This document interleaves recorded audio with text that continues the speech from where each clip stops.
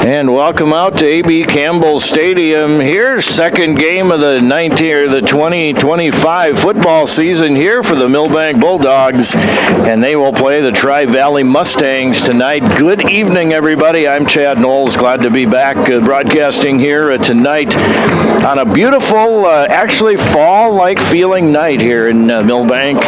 A beautiful field here, of course, with all the rain that we've gotten this summer and early fall as well. Field is pristine condition, and glad to be back here, of course. Last week, Milbank drove 6.5 hours or more out to Lakota Tech, and they came home with a 64-0 win last Friday night. So Milbank 1-0 on the season. Tri-Valley also 1-0 on the season. They weren't tested either last week. They defeated Custer 53-3 last Friday. So we'll see what happens here tonight. And again, we want to thank all of our sponsors here, both on the audio side and the video side as well.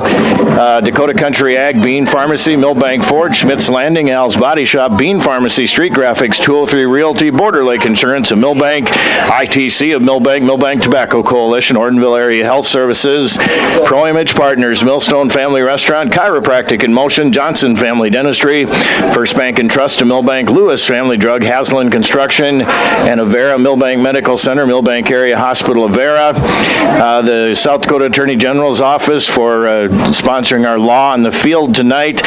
Our exclusive scoreboard sponsor is Lewis Drug. Our halftime sponsor is 203 Realty. And our video stream sponsors are Ortonville Area Health Services, Milbank Ford, ITC, Milbank Tobacco Coalition, Ameriprise Financial, Dennis Mears, Whimsy on Main, and Pro Image Partners.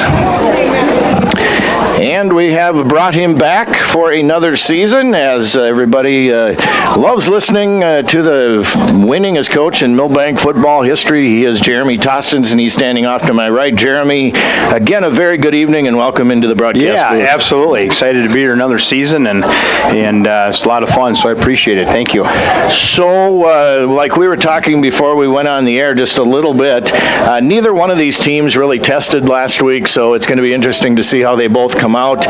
Milbank might have the slight advantage, of course, at home, obviously, but you just never know. That's why we play the games. Yeah, like you say, I think they kind of hit the nail on the head. They're both their first games were games they just got after it and 50-pointed them and got it back on the bus in the way they went. So this game, it will be interesting. You know, with got guys that got a little playing time this last week for the first time, and I think they're working out some kinks and stuff like that. And you really could call this their first game of the season, and sometimes just a bounce here or bounce there ends up being the difference. That's exactly right. And of course, Milbank, their second-year head coach Mick Thompson. We'll see what Mick has in the mix, I guess, if you will, this year. And watched and listened to a little bit of that game last week. And I tell you what, the guys they sure did a lot of right last week. There's no doubt about that. Yeah, and I think what they're trying to find is who their bell cow is going to be, who their running back is. They were running a lot of different guys out there, and I think we'll see a lot of those guys tonight. tonight. There really hasn't been anybody that's really stepped up, I don't think. But tonight might be the night that they find that guy, and so I would think that they're going to rotate a lot of running backs again. And defensively, Coach Pauly's always got those guys primed up, ready to go, and hopefully they get a couple turnovers and a couple big plays.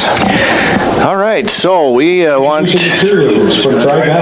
I think, we're going to meet the starters here at the stadium. So I tell you what we're going to do. We are going to step aside here, Doug, for just a while, and we want to remind you the officials, first of all, tonight, the referee, Travis Van Hofwagen. Headlinesman tonight is Matt Fredrickson. The line judge is James Benning. Umpires, Jeff Morehouse, and the back judge is Cole Brendan. And the law on the field tonight is brought to you by the South Dakota Attorney General's Office, Division of Consumer Protection.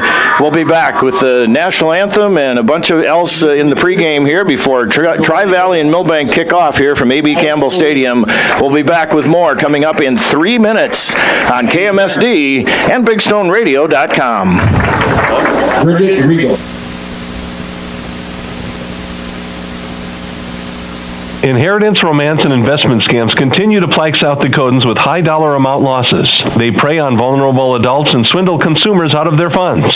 Scammers befriend the victim, making it difficult for them to see the reality of what's happening. If you have a loved one susceptible to this type of scam, sit down and talk with them about these issues before it happens to them. If you or a loved one have been scammed in this manner, please reach out to the South Dakota Office of Attorney General's Consumer Protection Division at 800-300-1986. Dakota Country Ag Service in Milbank is your local Pioneer seed dealer. Dakota Country is now offering soil testing, and they have winter wheat and rye available. When it's time to plan for 2026, please consider Dakota Country and their full line of Pioneer seed corn, beans, wheat, oats, alfalfa, and cover crops. Dakota Country Ag Service in Milbank, open Monday through Friday and Saturday by appointment. For more information or to schedule an on-the-farm visit, contact Paul O'Reilly, 605-467-0715 or 605-949-4170. Bean Pharmacy is your hometown family-owned independent pharmacy conveniently located within the Milbank Area Healthcare Campus. Bean Pharmacy is a full-service pharmacy specializing in fast, accurate, and friendly service. They also offer a full line of over-the-counter products such as vitamins, first aid, and diabetic supplies. Need your prescriptions mailed or delivered? Bean Pharmacy can do that too, and it's free. Don't forget about their convenient drive-thru for quality healthcare for the entire family. See Bean Pharmacy, located in the Milbank Area Healthcare Campus. Milbank Ford isn't just a dealership. It's part of your journey. Whether you're cruising toward adventure or hauling hometown pride, they've got the ride to get you there.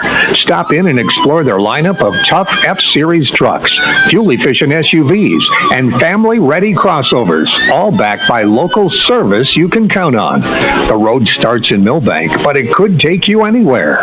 Come and find your Ford today at Milbank Ford, where small-town trust meets big-time value. Dreaming of a getaway? Escape to Schmidt's Landing on beautiful Big Stone Lake. Whether you're casting for walleyes, perch your bass, or just enjoying the stunning views, Schmidt's Landing has something for everyone. Relax in comfortable lakeside suites, or set up your camper or tent for a long weekend. How about spending this summer at your seasonal RV spot? There are also boat and pontoon rentals, plus a fully stocked C-store with bait and license. Discover a family adventure or a peaceful retreat at Schmidt's Landing. Visit schmidtslanding.com and like them on Facebook. Are you in need of collision repair? Look no further than Al's Body Shop. Their team of expert technicians has years of experience and are dedicated to getting your car or truck back on the road in no time. From minor dings to major body damage, they've got you covered. And with their state-of-the-art equipment, they can handle any make or model. Plus, they work with all insurance companies to make the process as easy as possible. Don't let an accident slow you down. Go see Al's Body Shop today. Al's Body Shop, Milbank. Quality collision repair you can trust.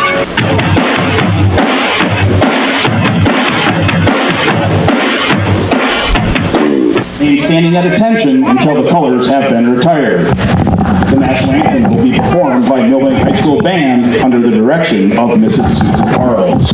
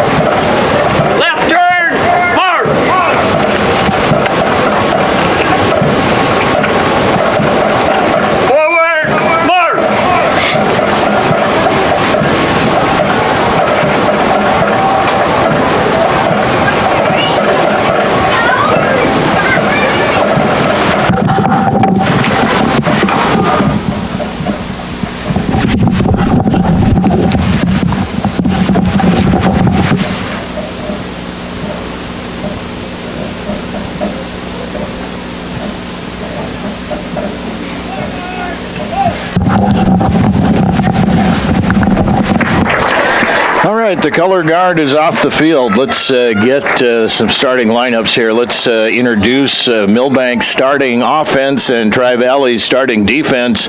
Milbank along the front line, Hunter Reedy, Leighton Osowski, Jack Street, Carter Glow, and Lawson Novi. The wide receivers are Sam Rick and Esteban Abrego. Tight end is Ethan Sire. Running back is Lance Engebretson. The fullback is Ethan Owen. And the quarterback is number 8, Bray Bauscher. Milbank is coached by head coach Mick Thompson. He's assisted by Brian Pauley, Brody Gilbertson, Jeff Trapp, Carter Bauscher, Brian Sandvig, Connor Snaza. Tri-Valley's defense for you along the defensive line, Colby Cromie, Lawson Lodmell, Xavier Yount, Luke Nellick, Connor Carruthers. 2 linebackers, Landon Reiser and Marcus Oberg. And the defensive backfield for the Mustangs, Connor Glassford, Ty Oyen, Brody Dibvig, and Owen Effling. Head coach for Tri-Valley is Dan Snethen. He's assisted by Chris White, Austin Looning, Chad Goring, Cody Newbro, and Daniel Leecraft. All right, the captains are out at midfield, if you will, and the coin toss is going to be commenced here very shortly. And again, if you win the toss, you defend and defer, or do you take the ball? We always have to defer and defend. Defer and defend. Yes, always. Well, sometimes the wind, if it was really windy night, sometimes that might play into the factor, but yeah, if we had wind like we did yesterday there for a while, we would be talking a totally different ball game here tonight. But again, very nice night. Just a few wispy clouds. Feels a little bit like fall. It is a tail. And it's tails. Tri-Valley is going to defer. Tri-Valley will defer and defend, so Milbank will get the ball first. So Tri-Valley wins the toss and defers. So Tri-Valley will get the ball to start the second half, and let's meet. We have a chance. Tri-Valley's offense along the front line: Miles Nebelsick, Xavier Yount, Lawson Lodmell, Luke Nellick, and Connor Carruthers. The wide receivers: Colby Chrome, Owen Effling. The quarterback for Tri-Valley is Ty Owen. The running backs are a 3-headed monster: Brony Dibvig, Parker Hemme, and Landon Reiser. Milbank on defense will go along the front line: Lawson Novi, Carter Glow, Micah Tostenson. The linebackers: Leighton Osowski, Ethan Owen, Ethan Sire, Bennett Hunt, and the defensive backs: Bray Bauscher, Ryan Keaton, Mason Allen, and Sam Rick. So we'll get to see that Milbank offense first of all, Coach, and we'll see what they can do. Yeah, I would sure bet that we're probably going to see a lot of. Coach Thompson likes to get that zone stuff running, and I'm sure we're going to see some power and a lot of that start right out of the gate. All right. So the home portion of the 2025 football season here for the Bulldogs is just about ready to get started. And kicking off for Tri-Valley will be number 14, Jackson Williams. And the ball is in the air, and it is caught on the bounce at about the 15 by the Bulldogs, and they're going to get out to about the 27-yard line. And Sam Rick on the return that time for Milbank, and not bad field position for the Bulldogs. Yeah, I thought he was going to have a crease there, but we just didn't get somebody blocked on the backside that ended up making the tackle. But well, and as you and I well know, you get Sam in the open field, goodbye. Yeah, he just needs a crease, and that I could see him taking a shot too with him early. Yeah, no doubt. Milbank, not necessarily very big this year, but they feature some speed, especially at the specialty positions. Bray Bauscher at quarterback, Sam Rick out here to the near side, Esteban Abrego out to the far side. Snap a little bit high, pulled down. It's run. Nothing doing that time. Good Tri-Valley defense. They were ready for that play that time. Yeah, Tri-Valley, they've got some size, and watching them warm up, they've got some guys that got some athleticism. So Ethan Owen, I think, on the carry that time for Milbank, and he met Tri-Valley's defense. So 1 yard loss actually for Milbank. Second down and 11 now. Bauscher in the shotgun position, claps his hands the ball off, and there's going to be a little bit of a crease, but it closes quickly. A host of Mustangs pull down. Let's see, who was that? That was number 20, Lance Ingebrigtsen, I believe, that time for the Bulldogs. Yeah, like I say, I think we're going to rotate a lot of running backs, but we're just having a hard time these first two plays getting any push on Tri-Valley's guys up front. So, third down and 10 now for Milbank. 10:52 and your clock runs here in the opening quarter. First drive of the game here tonight for either team. Bauscher again in the shotgun for Milbank, claps his hands, and there's going to be a little bit of movement early as Ingebrigtsen just moved just a tad early that time. He was going to try to get a little head start, and the flag flies. Yeah, that hurts because it's still third down. Bennett Hunt comes in now for Milbank in the backfield.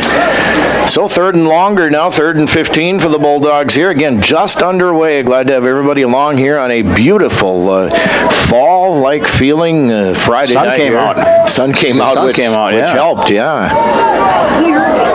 All right, so we'll see if Milbank can pick this up here. 3rd down and 15 now for the Bulldogs. Again, Bauscher in the shotgun. He's going to pull it himself, and Braylon has a little open field. He tries to cut back toward the center, but he's going to gain about the 25, if that. And he's going to get shut down. Yeah, quarterback draw there. Tri-Valley's linebackers did a pretty good job. They didn't get too far deep on their pass drops. So let's see, dropping back to punt for Milbank.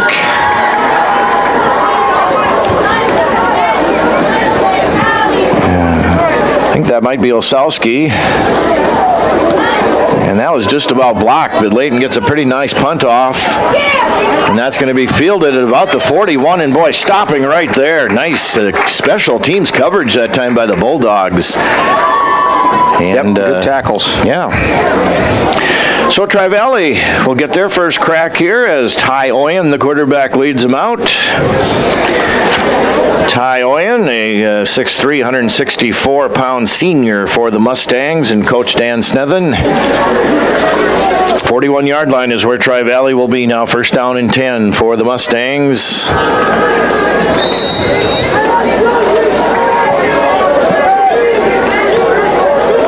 So first down and 10 they're at their own 41. There's a handoff, and nice job by Carter Glow in the backfield that time. The runner hardly got the ball, and Carter said, or wait a minute, was it? Yeah, no, it was a quick pitch. Yeah, he tackled the quarterback. They faked it to the right and had the quick pitch going back the other way. They faked me out. Sorry about that, ladies and gentlemen. Anyway, Carter Glow had a heck of a tackle on the runner that time. But anyway, first down and 10 for Tri-Valley now at Milbank's 41-yard line. They send the runner in motion, and they're going to do that misdirection handoff now to the right. But now that stopped at the 40-yard line is the ball carrier. And that is number...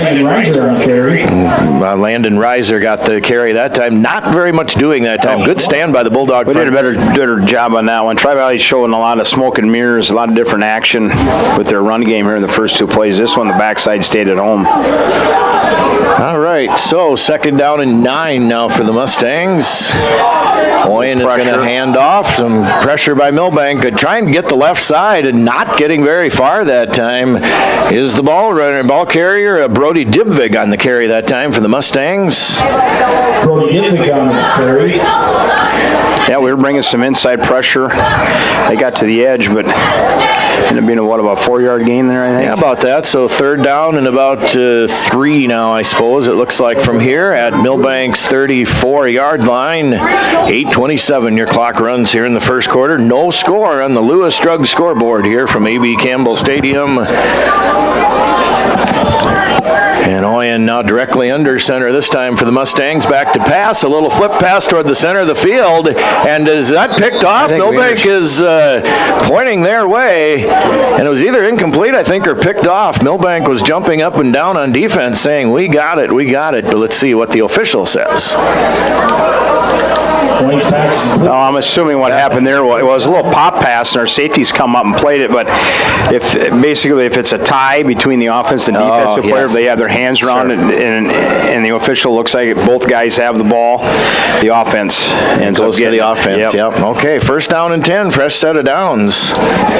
And if you were watching the Milbank players like I was that time, you'd swear Milbank had the ball. But first down and 10, Tri-Valley now. Oyen directly under center. Gonna hand off. Trying the right side that time and got nothing really that time was the runner. Well, maybe 1 or 2 yards, I guess, on the gain. And Riser out there. Yeah, that was just, straight power, and our guys fit that pretty well. Riser on the carry, like we said that time. He is a 193-pound senior at 5'11", so he could pack a little punch there in the running game. As Oyen now hands off, going the other way that time. On the left side is Brody Dibvig, and he's going to get, probably about that 3 yards again or so, setting up about a 3rd and 5 now for the Mustangs. Yeah, we fit that pretty well again. A little more just straight power. Not much for a lot of different action for our guys to get lost watching all that ball, the ball fake. So on the far side of the field now is Tri-Valley. 3rd down and 5 for the Mustangs. They're going to be a quarterback keeper by Oyen. He's trying to pick his holes, and there's a late flag that comes in, so I don't know if there might have been a little bit of holding action there downfield on Tri-Valley. Perhaps we'll wait and see what the call is. Holding or maybe something on Milbank. We'll just wait and see.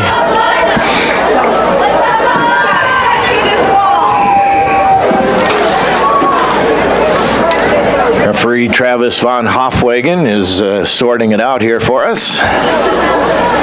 He's on the live mic too, I believe. Yeah, it was either holding or face mask, but the way he threw the flag, he put it on the other side of the ball. Usually that's an indication the penalty is going to be on Tri-Valley. So, face mask. So the ball goes down to about the 17-yard line now.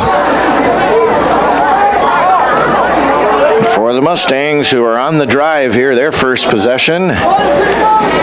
Waist-high snap by Oyen, tossed toward the center field. That was just about picked off that time. It hit one of the Bulldogs, and I think who was trying to grab that on the rebound? Rick that time, I think, and he just about came up with the pick. Yeah, chip play. We had things covered up on the back end pretty well there. Had an opportunity. That had been a big turnover. Oh, that would have been huge. 2nd down and 10 now for the Bulldogs. Clock stops, of course, on the incomplete pass. 6:29 left here in the opening quarter. Again, welcome aboard. You're listening to Classic Hits 95.1 KMSD FM, 1510 AM KMSD, Milbank, South Dakota, and streaming audio and video worldwide, as always, www.bigstoneradio.com. Oyen takes the snap, and there he's going to be back to pass. He throws on the run and kind of off his back foot that time and hitting and trying to get into the end zone and getting in, I believe, is Dibvig, as Dibvig knocked the Milbank defender over that time. And that was about an 18-yard touchdown that time, and that was a lot of Brody Dibvig that time for Tri-Valley. Yeah, they just got him out in the flat, and then he put a wallop on. And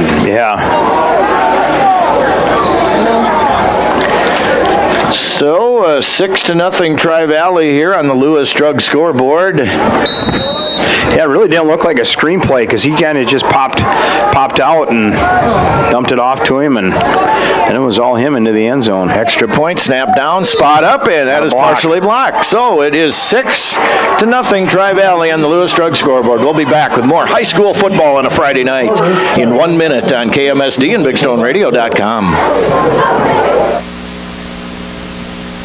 Bean Pharmacy is your hometown family-owned independent pharmacy conveniently located within the Milbank Area Healthcare Campus. Bean Pharmacy is a full-service pharmacy specializing in fast, accurate, and friendly service. They also offer a full line of over-the-counter products such as vitamins, first aid, and diabetic supplies. Need your prescriptions mailed or delivered? Bean Pharmacy can do that too, and it's free. Don't forget about their convenient drive-thru for quality healthcare for the entire family. See Bean Pharmacy located in the Milbank Area Healthcare Campus.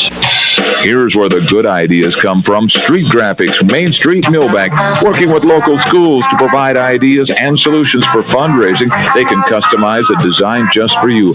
T-shirts, trophies, banners, buttons, contract printing, they do it all. They work in quantities from 1 to 5,000. Printing and promotions, they print on anything but paper. See them at streetgraphics.com. That's graphics with an EX. Main Street, Milbank, South Dakota, streetgraphics.com.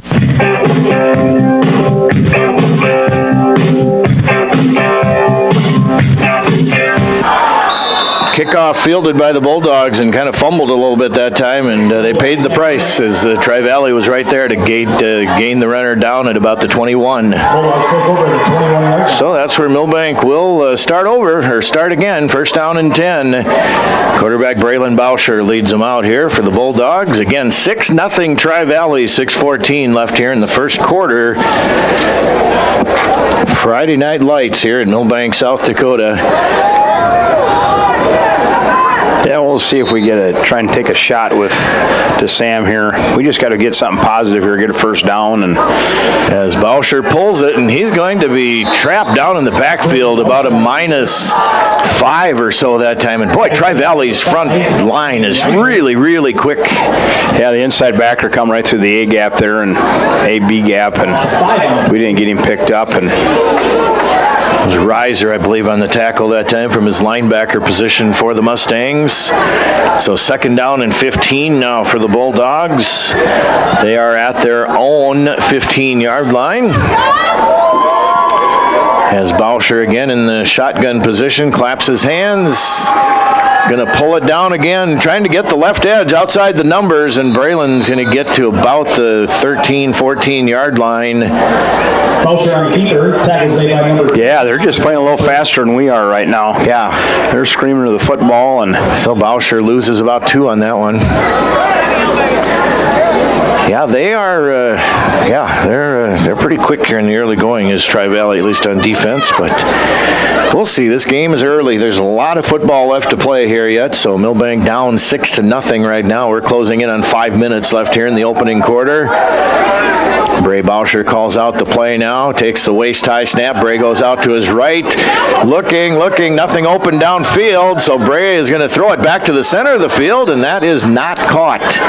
That probably wouldn't have been enough for the first down anyway, but nice extension of the play that time. Yeah, he had Mason. Mason was open right away. He would have been about 5 yards. He would have had to break a tackle to get the first down, but they had Sam covered on the deep route. So Milbank will drop back to punt as Leighton Osowski will drop back to punt now for Milbank. Snap is a good one. Leighton pulls it down. Nice high hanging punt. Hit a bounce.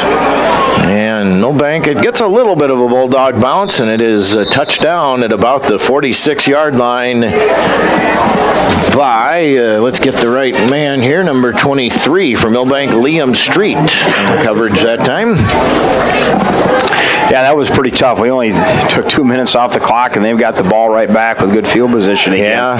We just need to get a first down and kind of get our feet set again here. 6-0 Tri-Valley as they are on their second drive now with 4:38 left here in the opening quarter. Again, the home opener here tonight for the Milbank Bulldogs. And now hands off, and nothing that time, and there's going to be a flag too yet. Yeah, that was Carter Glow. He just blew up the double team and split that and made a nice tackle for a loss there. Would there even been time for holding on that? That was so quick, but I think they're going to march back against Tri-Valley, so. Yeah, they might have been holding Carter too. He was getting held by 2 guys and still made the play. He still was there just about at the same time the ball was. Yeah, he's a big fella. We'll let the referee tell you about it. Holding. Offense number 56. The 10-yard penalty. Replay first down. Replay first down on the penalty. So Tri-Valley marches back.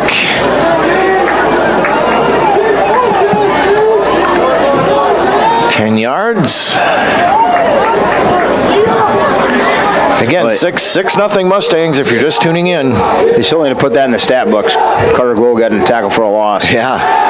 And Oyen now a little screen pass. Oh, that was just about picked off. Lawson, go pick it off, man. Lawson Novi had intentions that time, and he was just right there. Yeah, he did a pretty good job playing, feeling it. Yeah. Feeling it and stopping, and I think he wished he's had that one back because I think he could have picked her off. Yeah, he could have. Lawson stands at 6'4", 254 pounds for the Milbank Bulldogs.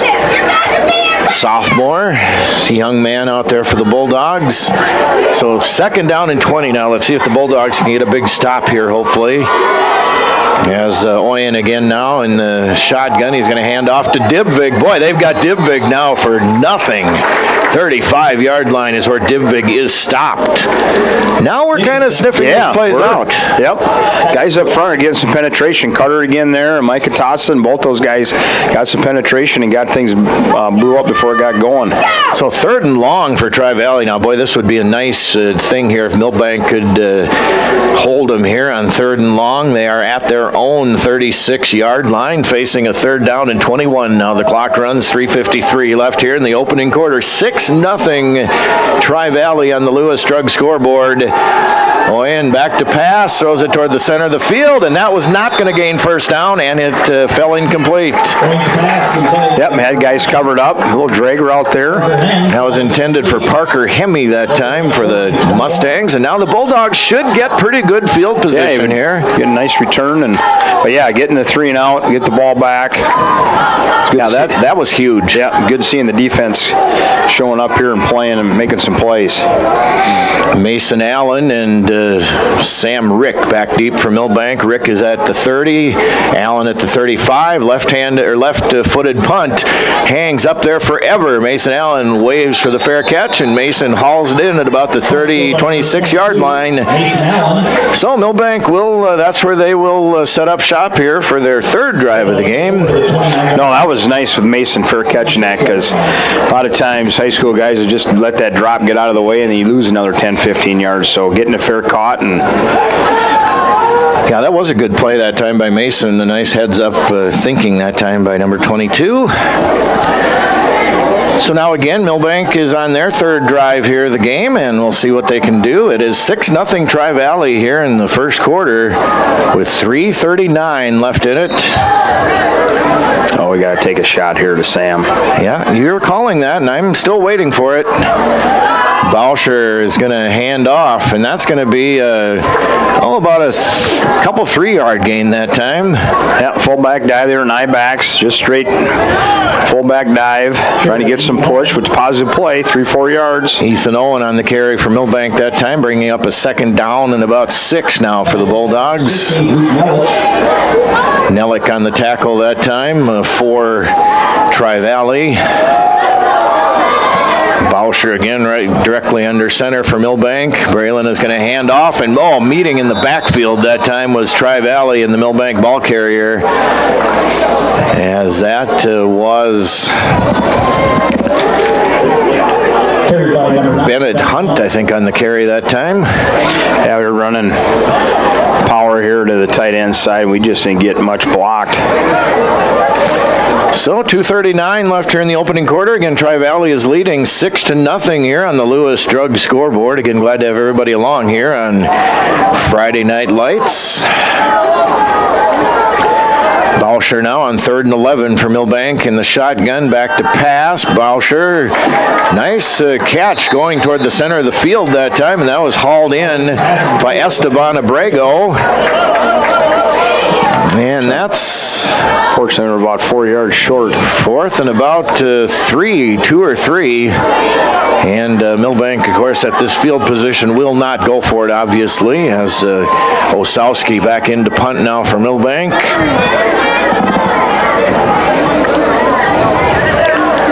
Layton standing at his 20. Snap is good. Kick is kind of a line drive kick. It's going to be fielded on the bounce by Dibvig. He gets away from the first wave of tacklers, but not the second wave. Dibvig down at about the 40-yard line for Tri-Valley. And that's where a block in the back. Mustangs will start. There is a flag in the field, and like you probably called it right there, a block in the back, so that should push Tri-Valley back even further. We'll again let The White Hat make the call here. The referee, Travis Von Hofwagen.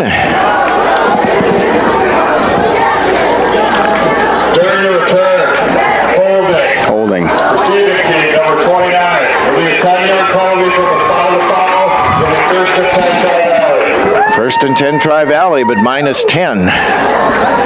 Thanks to the holding call during the return.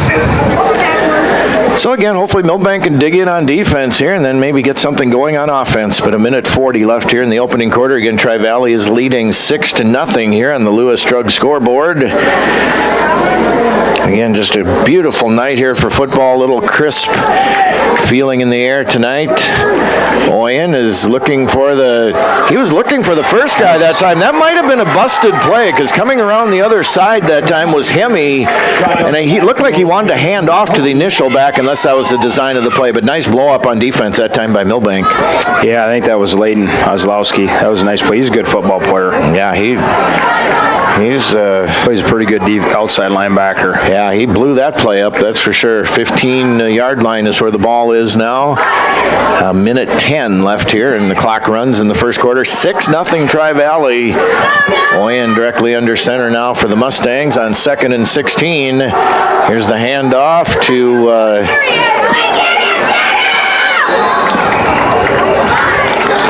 that is Reiser on the carry that time for the Mustangs.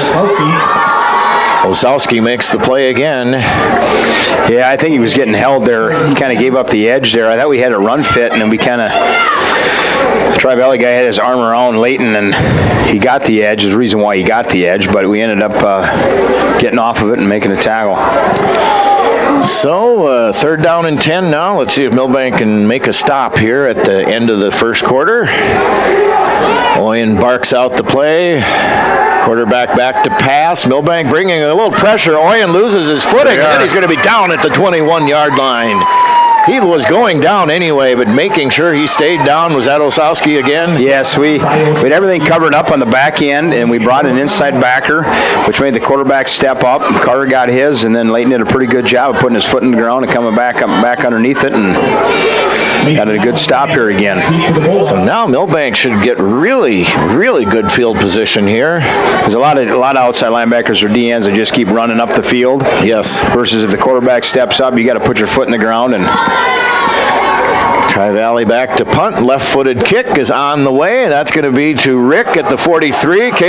Sam has the left edge, and he's going to be pulled out of bounds at about Milbank's or Tri-Valley's 44-yard line, yeah, 45, nice I guess. Return. He just needed one more, and I think he would have had a bigger one, but yes, he would have. One more block there. But we finally got some good field position. And the last play of the first quarter should be right here now coming up. Got to take a shot right before the quarter break. I'm still waiting for it, Coach. We've been calling it all night, so we're going to... Well, if I keep calling it, I got to be right one time, don't I? One time. But right at the end of the quarter, take your shot. Not this time, and that's going to be a carry that time by Ingebretson, and he gets eaten up at about the 45. So 1 quarter in the books. Home opener here for Milbank, 2025 football season. Your score, Tri-Valley 6, Milbank nothing. We'll be back with quarter number 2 in a minute on KMSD and BigStoneRadio.com.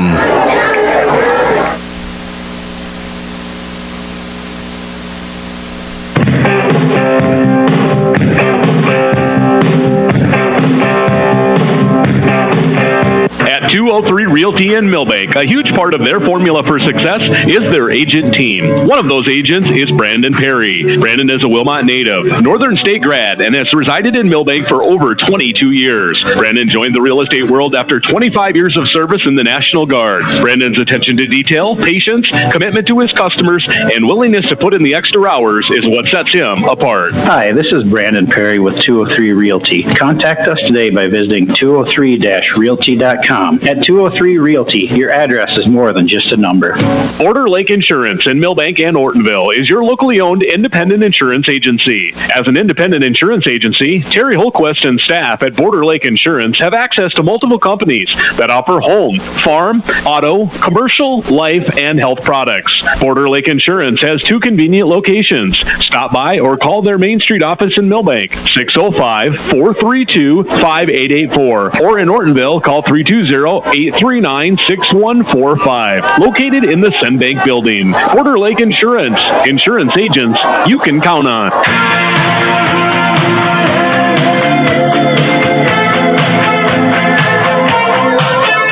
And welcome back to the second quarter. There was your shot you were calling, Coach. It was intended for Mason Allen down the field and just fell incomplete.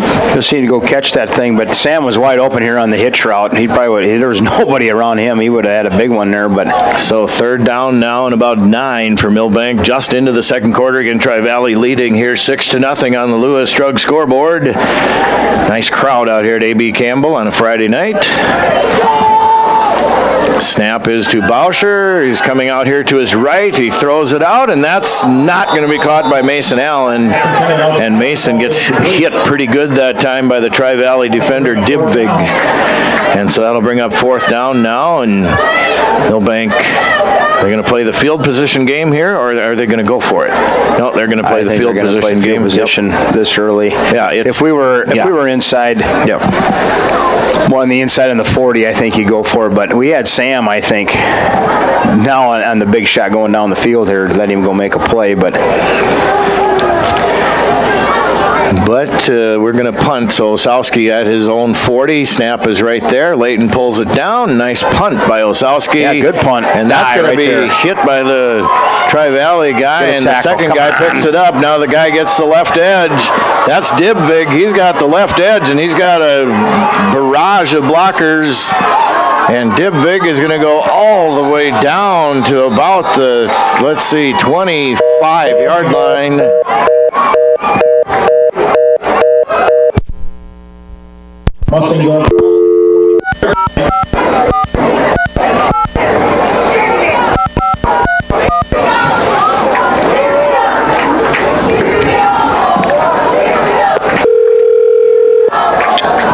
KMSD, Doug. We got disconnected. I don't know what happened here. It just went and then everything was gone. Okay, just put me back on, please. All right, we look.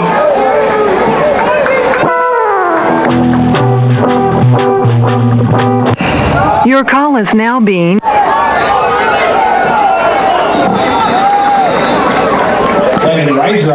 All right, Landon Reiser, I think we're back here, live action, and glad to have everybody along. Got disconnected there for some reason. Just unfortunate on that punt return. We had a couple missed tackles and flipped the field on us and kind of lost the momentum we had going our way. And Reiser with the carry that time. He gains a first down. So first down and 10, Tri-Valley now at Milbank's 14-yard line. They are leading here 6-0 are the Mustangs. And Oyen now is going to take the snap. Hands it off. Not a lot of real estate there, though. Good job by a host of Bulldogs that time on defense. And Dibvig on the carry that time. Oh, Dibvig is limping around a little bit. I don't know, he must have come down wrong on an ankle or something. So Dibvig is going to have to check out now. I guess he doesn't look too bad going over to the sideline, but he was kind of jumping or hopping around there a little bit. So, yeah, defense needs to dig in here. And so second down and 8 now. Tri-Valley knocking on the door here. They're on Milbank's 12-yard line. And that's a different quarterback in there now. There's a pick it off. And that was huge. That is huge, but Tri-Valley snuck another quarterback in there on me as well. That is Brady Jewett, who is the quarterback now, and he throws an interception, so we'll see how huge that is. Yeah, Micah got his hands up and kind of got in the quarterback's way, and the quarterback kind of threw a rocket right at his guy, and it bounced right off his chest, and we caught the tip, and that was huge. Great job, Micah T, on that one. So, like you said, we just need to break one or two big plays here is what we need. We had the momentum. We had them pinned deep. But here we go. 6-0 Tri-Valley, and now Bauscher is going to hand off. And there's a little better hole that time, about 4 yards probably. Yeah, that was Cargus. That was a nice little cut. Yeah. Zach Cargus gets about almost 5 on that one. Reiser on the tackle for the Mustangs. Had the initial push, and he saw a little crease, and he cut in the hole. And so 2nd down and 5 now for the Bulldogs. They are on their own 21-yard line, trailing 6-0 here. Here's the chest-high snap, and Bauscher pulled it down, and he is going to be caught in the backfield for about a 5-yard loss back to about the original line of scrimmage. So 3rd down now for the Bulldogs and about 10. Yeah, we're just not blocking well enough up front to do a lot of that read stuff right there. Their linebackers are pretty good. They see that stuff, and they're running right through green grass. So 3rd and 10 now. Let's see if Milbank can sustain this drive here, hopefully. Bauscher again in the shotgun now for Milbank. He's going to hand off. And or maybe he kept it that time on the far side. Anyway, there was not much gain at all. And Bauscher did keep it again, and that's going to be 4th and 13. 4th and 13. Another punting situation here for Milbank, and now Tri-Valley has kind of flipped the field here with that former good punt return. Dibvig is still in there, or back in there, by the way, I should say, for Tri-Valley to return this one, along with Landon Reiser. Osowski's punt is a nice high punt that hangs in the air for quite a while. And, that was risky by Dibvig that time. He picked it up. That may be not in the coach's playbook, perhaps. I don't know. Anyway, he was kind of on the dead run that time and fielded it on one hop. And anyway, Dibvig gets about to his own 49-yard line.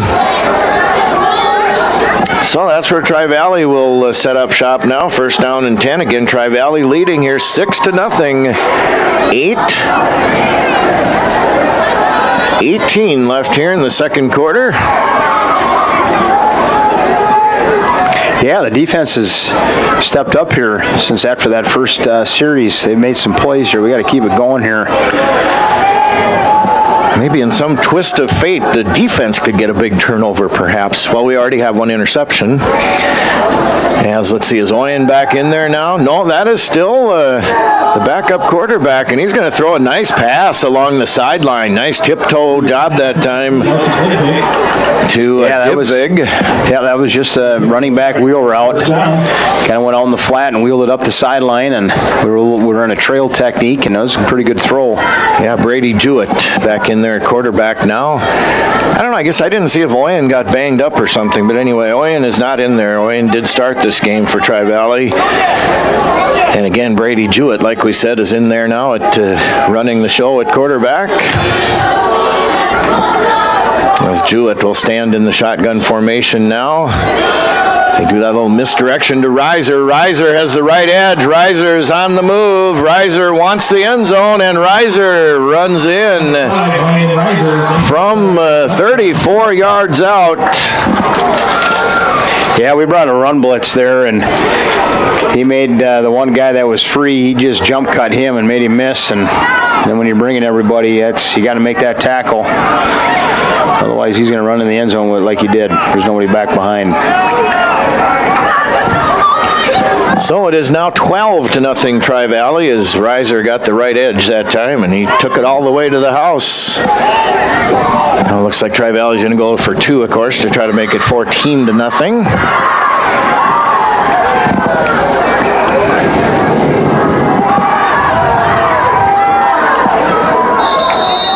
And Tri-Valley has a little miscommunication, so they're going to have to take a timeout.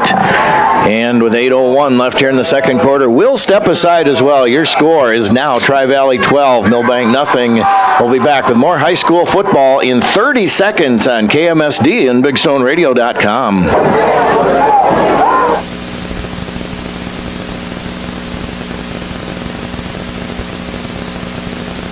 No matter how you use the internet, ITC has the perfect plan for you. Maybe you're an explorer, browsing social media and checking email. Need to step it up a notch? You might be a multitasker, seeking gaming, streaming, and remote work capabilities. For the maximizers, those who want the very best upload and download speeds with ultra-fast streaming, get 1 gig and beyond. Wherever you are, find a plan that's fiber fast and reliable. Learn more at itc-web.com.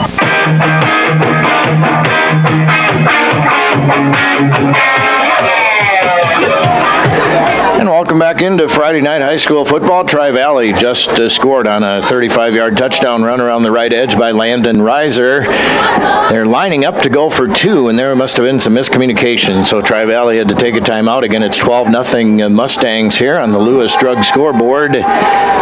Again, glad to have everybody along here on your Friday evening. Hopefully you had a great work week. A short work week with the Labor Day holiday, of course. As Jewett stands in the shotgun now, he's going to pull the ball down, and he's looking. He's going to throw it into the end zone, and that is caught for the 2-point conversion. Two-point conversion pass is good. Yeah, they had rubber outs with the Twins on the near side, then they had that backside drag, and that second guy come through on those crossers and got him in the back of the end zone. So it is now 14-0 Mustangs.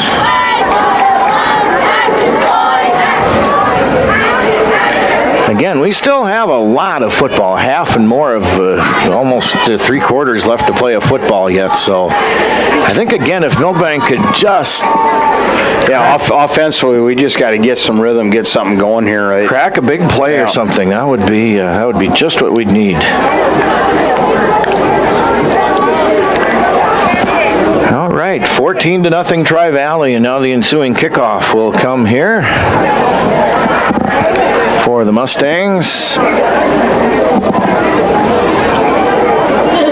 Yeah, I think, we're just not getting things blocked very well with some of that read stuff. Under center, again, we've had a little success with the dive, and Zach had a nice little run there on some ISO, and then get some play action off of that. Jackson Williams going to kick off again for the Mustangs.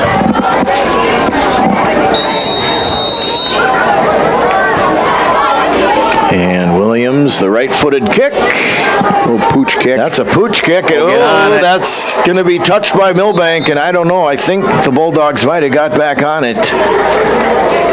Yeah, we ended up getting it there. And that was kind of a break that time for the Bulldogs. Yeah, that's a live. The kickoff, it's a live ball, regardless if we touched it or not. But the punt is it becomes live if it goes off of us. But we're fortunate to land on that thing. Yeah, very much so. Because Tri-Valley has kind of the momentum right now, and if they would have gotten on that one, it really maybe would not have been good. But now let's see if Milbank can get something going here offensively. And I'm still waiting for your big play, so I hope that's upcoming here. Well, he's kind of got the corner shading him to the inside. Here we go. There it is. There it is. And wide open and making the catches, Sam Rick.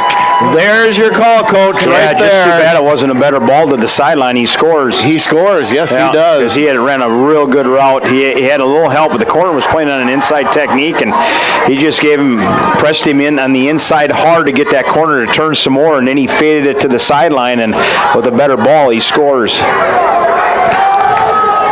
They're at Milbank. That was a beautiful route, the old fade route. Yeah, and there's a handoff now, and that's a pretty good piece of running that time for Milbank. Yeah, that was better. The point of attack, running power, and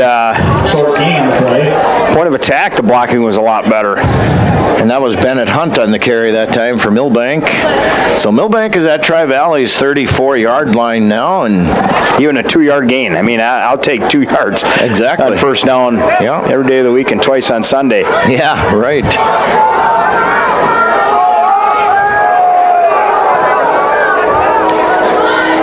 So Bauscher now is going to hand off to Hunt. Nice. Nice run by Hunt, and then he puts it on the ground. Fumble.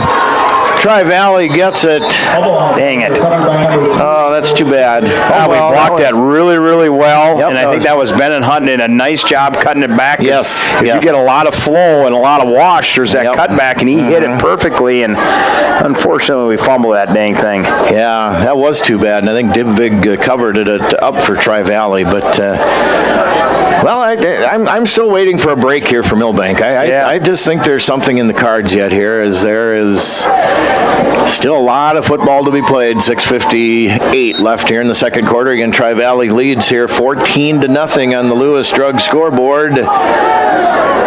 And Jewett still in at quarterback now for Tri-Valley. And he takes the waist-high snap. He's going to hand off. A little flip that time, and that did nothing for Tri-Valley. They're having a hard time trying to block him with two guys. He split the double team there, and he's just going to have to keep making a lot of plays for us. Defensively, we got to keep us in the game. This is a huge series. We got to get a stop. Yep. So, second down and about 12 now, or 13, I guess, for Tri-Valley. They are at their own 24-yard line, leading here 14-0 on the Lewis Drug scoreboard. Jewett now again in the shotgun for Tri-Valley. There's a little movement early, I think, by the Mustangs. We'll see what exactly it is. That might be the wide receiver down here on the near side. I believe so. And that should never happen. The split ends don't even need to know the snap count. Yep. They just watch that football. Yep, it was moving early, so that's one's on Monday in film. The split ends get yelled at a lot. But that should never happen. Right, exactly. You're watching that football and don't even need to know the snap count.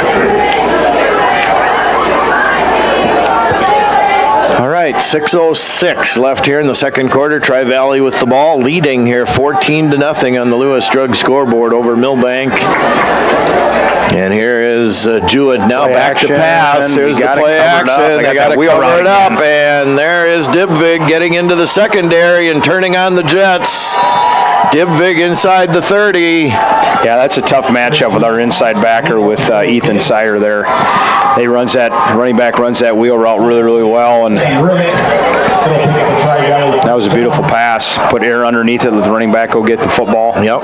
So they get into Milbank territory down at the 30-yard line.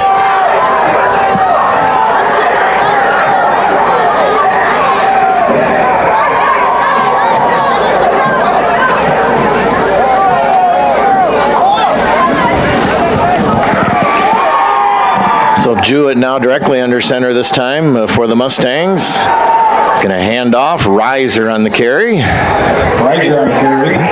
Number 21. Yeah, we got to keep playing here. Micah Tostenson on the tackle for the Bulldogs that time. So they are at Tri-Valley's at Milbank's 24 now, facing a 2nd and 4 with 5:11 left here in the second quarter. Again, Tri-Valley, if you're just tuning in, they won the toss to begin the game, but they deferred, so they'll get the ball to start quarter number 3 as well.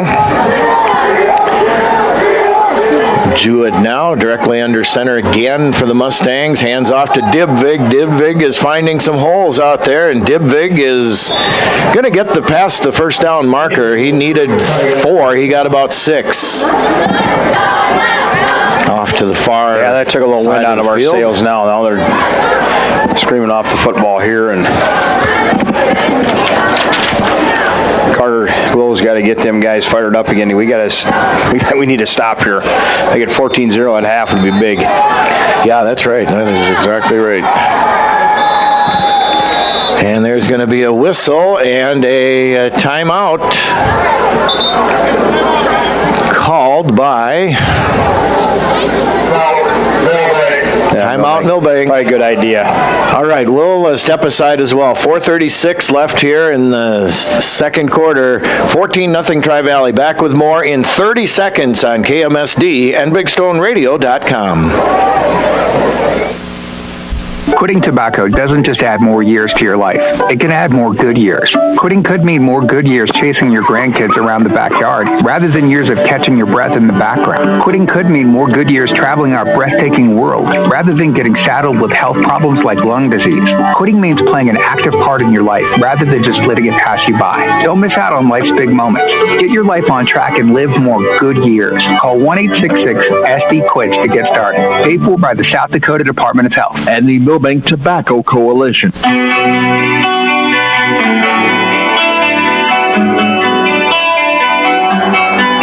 And welcome back in on this Friday night, early September here in northeast South Dakota. It feels more like October perhaps, but glad to have everybody along here. And Milbank is going to try to stop Tri-Valley here from scoring anymore. It's 14-0 right now.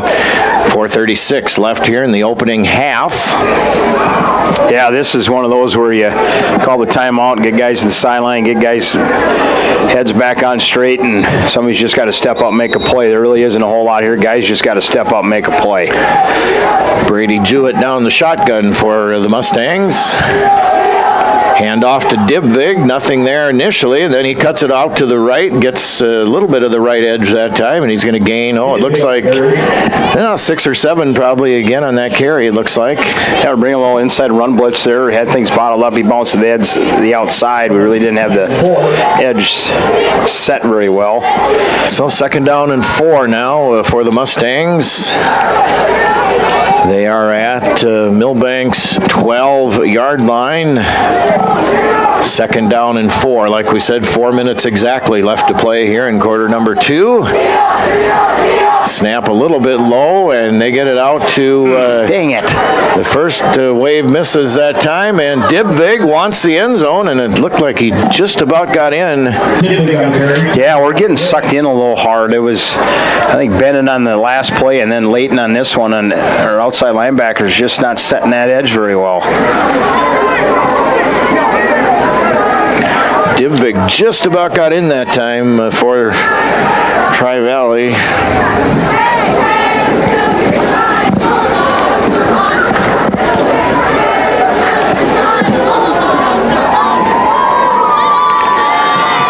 And Jewett under center now.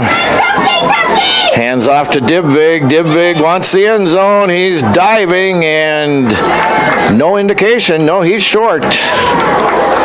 I think that was Ethan Sider there coming in and running through green grass and making the tackle, and thank goodness he did, because they had the edge. Yeah, nice job by Ethan that time. They'll bring up 2nd and goal. So 2nd and goal now for the Mustangs. There is 3:22 left here in the opening half.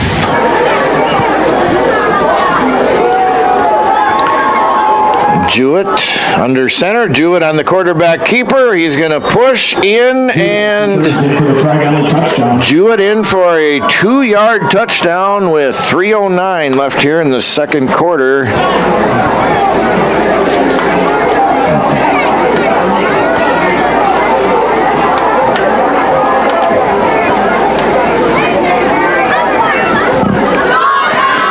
And now Tri-Valley will go for the extra point kick.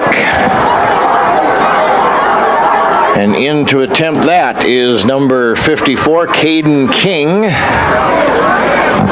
Try to tack on the extra point. Snap down, spot, kick up, and that's going to hit the upright. No good. So we change the scoreboard now. It is Tri-Valley 20 and Milbank nothing. We'll be back with more football in 30 seconds on KMSD and BigStoneRadio.com.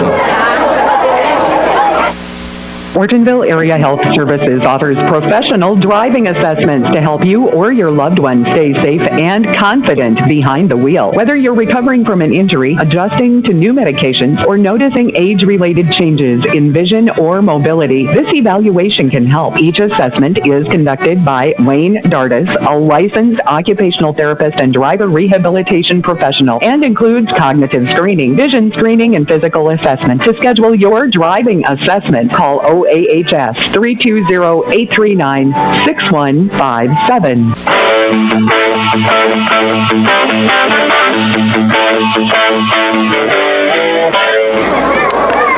And welcome welcome back. Tri-Valley has just scored their third touchdown here of the game. Milbank still looking for their first. 20-0 Tri-Valley. 3:09 left here in the opening or the second quarter. And kicking off is Jackson Williams for Tri-Valley. Here's the right-footed kick. That is going to be kicked around by Milbank, and they're just going to have to jump on it, but making some moves out there. Nice job, actually, with Sam Rick, who picked that one up and made about the toughest 2 or 3 yards that you're probably ever going to see Sam make, but that was dangerous all the way around. Yeah, because the other return guy, he kicked it and kicked it backwards. Yeah, you don't see that really too often, but anyway, Milbank gets the ball. So still 3:02 left here. If we get one of those passes like we did here earlier to Sam Rick. They have them return guys move up 5 yards. A couple of them have been short. They're not kicking it that deep. Yeah. That was Coach Lester's job. He found out how far they could kick it, and he'd line up the return guys. Okay. Bauscher now on the quarterback keeper. He's got the left edge. Braylon outside the numbers. Nice piece of running that time by the Milbank quarterback. Boy, he said, I'm going to take this one and I'm going to put it on my shoulders. And nice speed around the left edge outside the numbers by Bray that time. Yeah, it gave him some space. We just haven't given our guys enough space.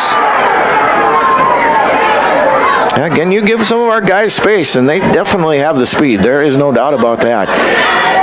Dual wides out to this side, one out to the other side. Bauscher, chest high snap. He's going to throw it toward the center of the field, and that is picked off by Reiser.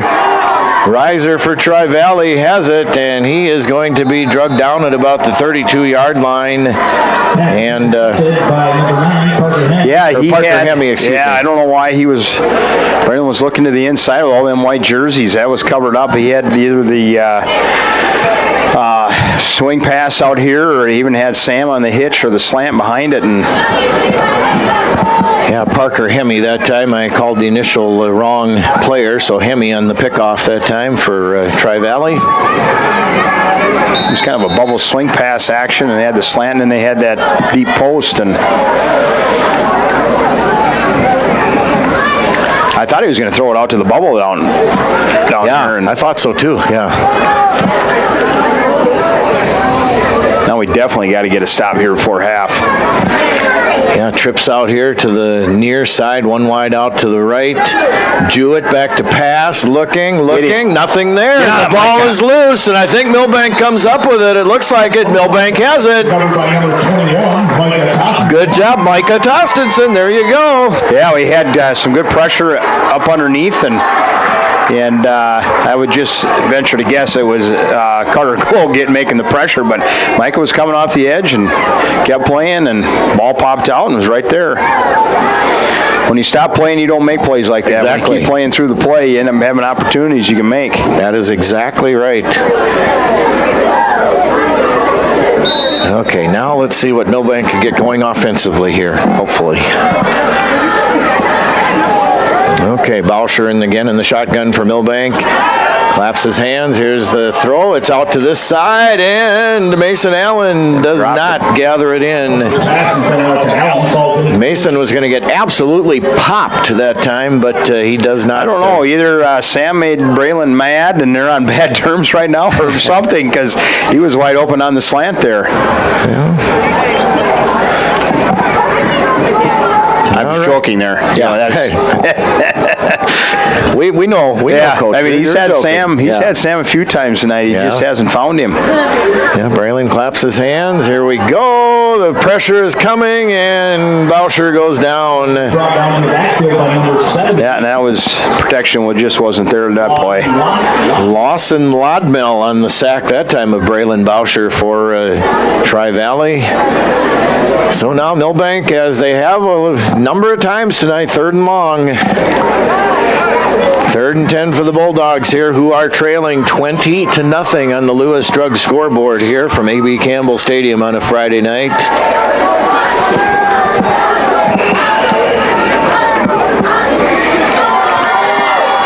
Bauscher claps his hands. It's a bad snap. Braylon is going to have to fall on it. Penalty. Well, he got hit late, and Yep. there is a flag, yes. Thank you. Braylon got hit late that time. That should be, what, 15? Yep, and a first down. And a first down. So,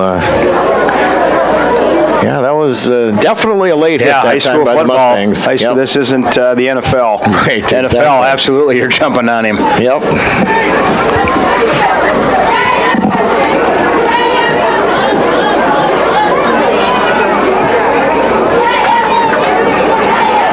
That was actually a big break for us because we can at least go into halftime here, hopefully just down Number 56. 3 scores versus 4. Yeah. The down counts. It's 4th down.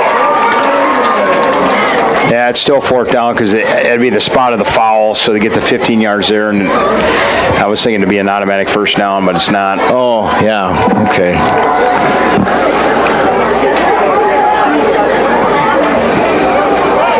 That's why we had Coach Weezy. He was in charge of the rules, and then Coach Schooler, because I wasn't smart enough to remember all the rules. I delegated, had a coach in charge of all that stuff. Well, as head coach, you can do that. Osowski back to punt now for Milbank.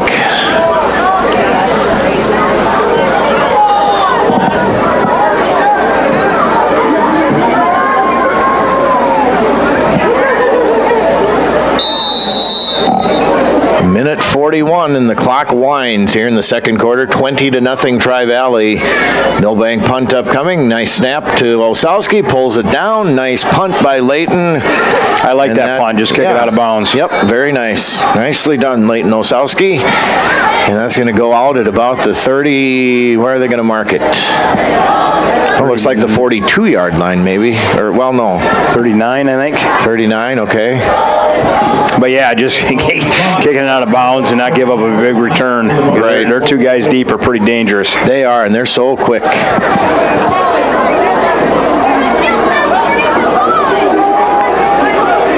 Yeah, looks like Jewett is still in there at quarterback. So I don't know. Oyen started tonight, and like I said, I guess I don't know. So Jewett, Brady Jewett, has been in at quarterback since about the mid of the first quarter for the Mustangs, who take over at their own 39-yard line.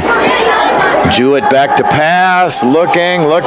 They got a pass out here for about 6 yards or so that time. Hauled in by Connor Glassford. Flag on the play.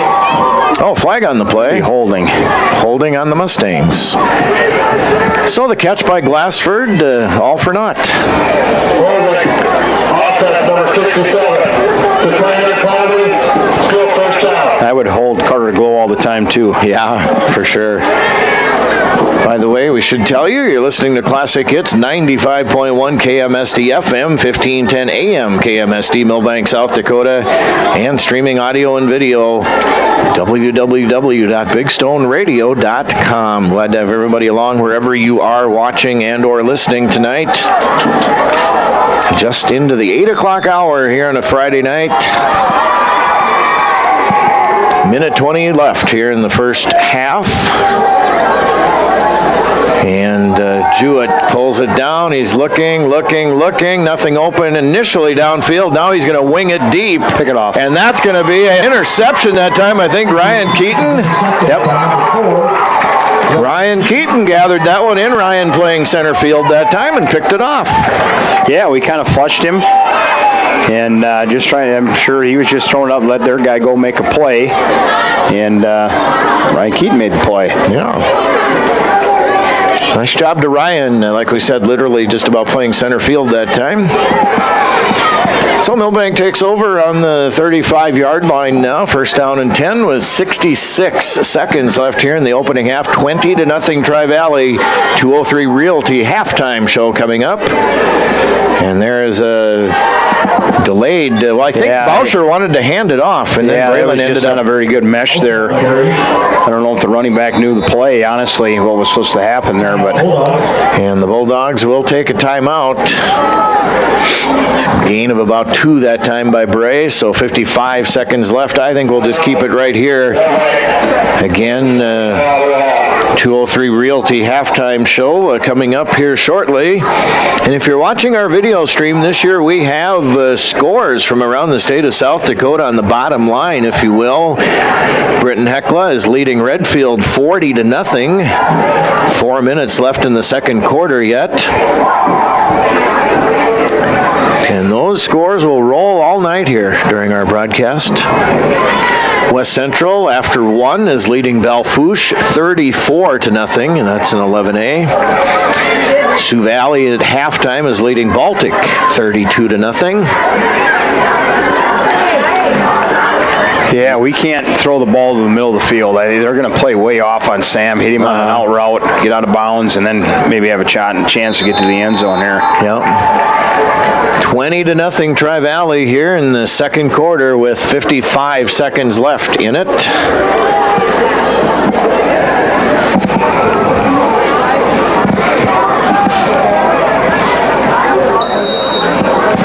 Well, they're not shading him very hard with that safety. Bray back to pass. He's looking out this way, but Bray is going to run it to the left side, and he's going to get about 3 yards or so. Bringing up about a 3rd and 3 or 4 for Milbank. Yeah, I don't know if that was a design draw.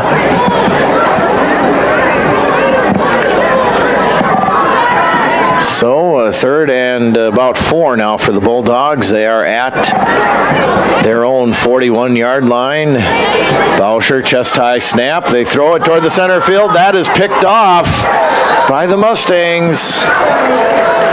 And look what I found that time, number 87. He turned around, and there was the ball. That was picked off by Kobe Chrome that time. Yeah, that outside linebacker, he didn't even move. He just stood right there in that window, and he did it because they had that bubble coming underneath. You know, normally you'll get that linebacker to scream to that bubble route, and you'd have that slant come behind it. But honestly, I think the linebacker played like the scout team on Wednesday's practice. You know, they just stand there or so make a play because they're not where they're not supposed to be. But I'll give him the benefit of the doubt that he made a good play there. But I couldn't see Chrome's eyes, but it was almost like, look what I found. Yeah, he just froze. He just stood right there and.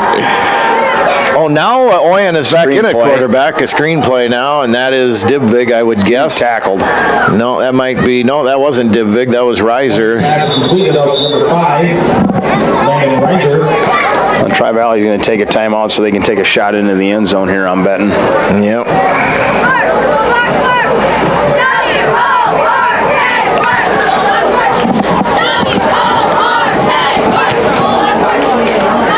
So 11 seconds left here in the second quarter, 20-0 Tri-Valley, and they are at Milbank's 20-yard line.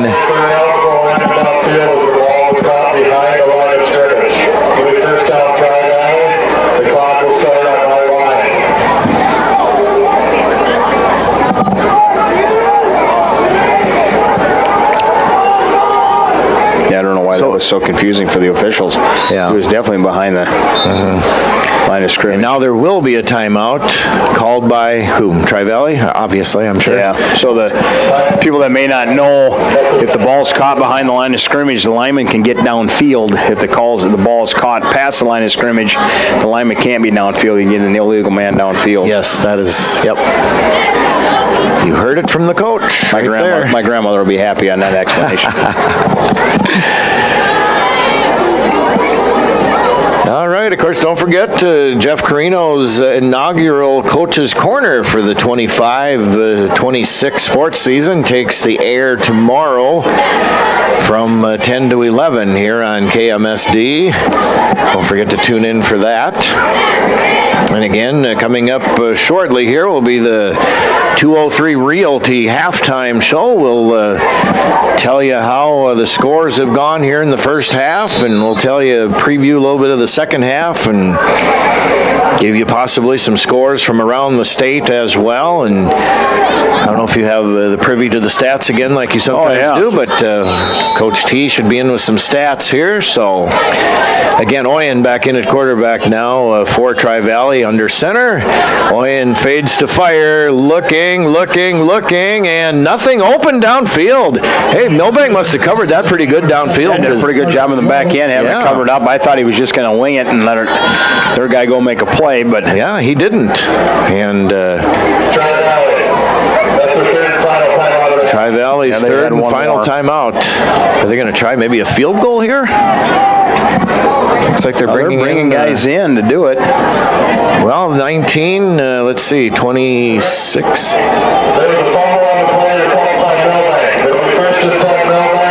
First and 10 Milbank. Did you see that come loose? No. I didn't either. Officials, I don't even know what's going on down there. Well, that was good. They didn't score. At least go down into half. At least just down 3 scores versus 4. We get. Unfortunately, Tri-Valley will get the ball to start the second half, but. So 3 seconds left here in the second quarter. We will see one play here by Milbank.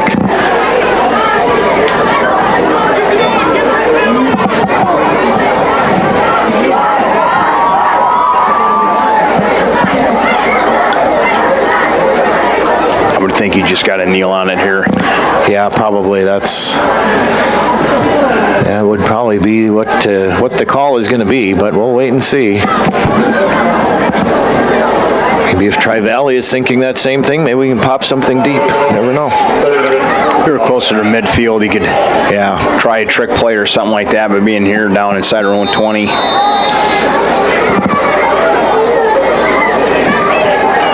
You just don't want to make bad worse. Right, exactly. So they're lining up a couple receivers on this side is Milbank, but well, Boucher is in the shotgun, so we'll wait and see here. Braylon's going to pull it down. He's looking. I think they wanted something deep, but nothing open, so Boucher is going to be hosted out of bounds at about the 33-yard line, bringing a close to the first half. Your halftime score, Milbank is trailing Tri-Valley here on the Lewis Drug scoreboard 20-0.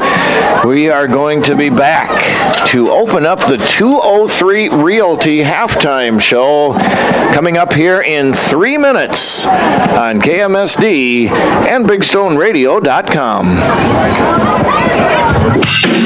Pro Image Partners. So many reasons why you can turn to us. We'll help you show your pride. You want the best for work or play. We're your one-stop image shop. We'll help you show your pride. ProImagePartners.com.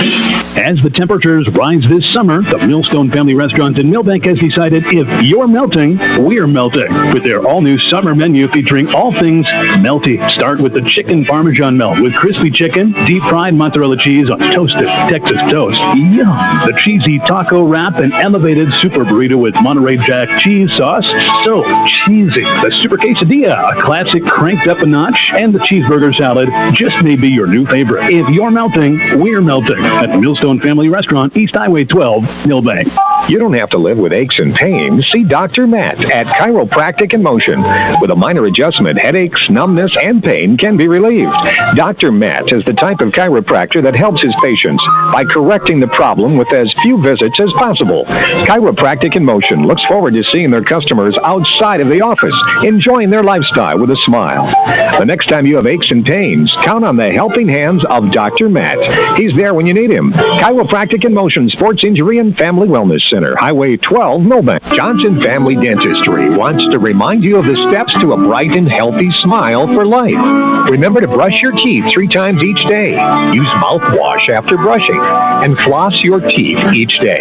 Visit Johnson Family Dentistry twice a year for regular cleaning and checkups. And be sure and change your toothbrush every 3 months. Dr. Johnson and Dr. Holmquist are now accepting new patients. Call Johnson Family Dentistry in Milbank. More information at milbankdentist.com. What's your big picture? To actually have savings in my savings. To pay at the pump. To make life easier. To spend less.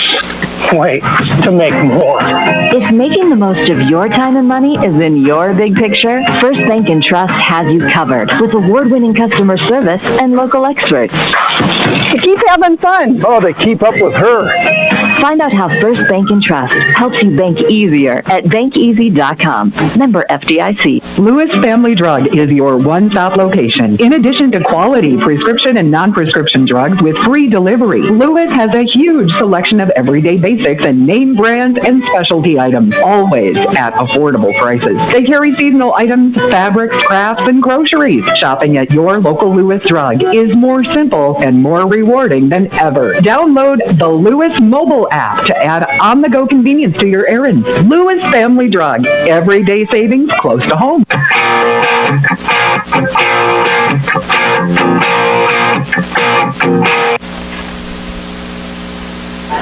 And welcome back into the 203 Realty halftime show here during halftime intermission. 203 Realty is proud to support the Milbank Bulldogs buyers and sellers. Visit 203realty.com for all of your real estate needs. All right, we've got a score here of 20-0 Tri-Valley at halftime intermission over the Milbank Bulldogs, and let's go over how we got to 20-0, and then we'll give it over to Coach T for some stats here.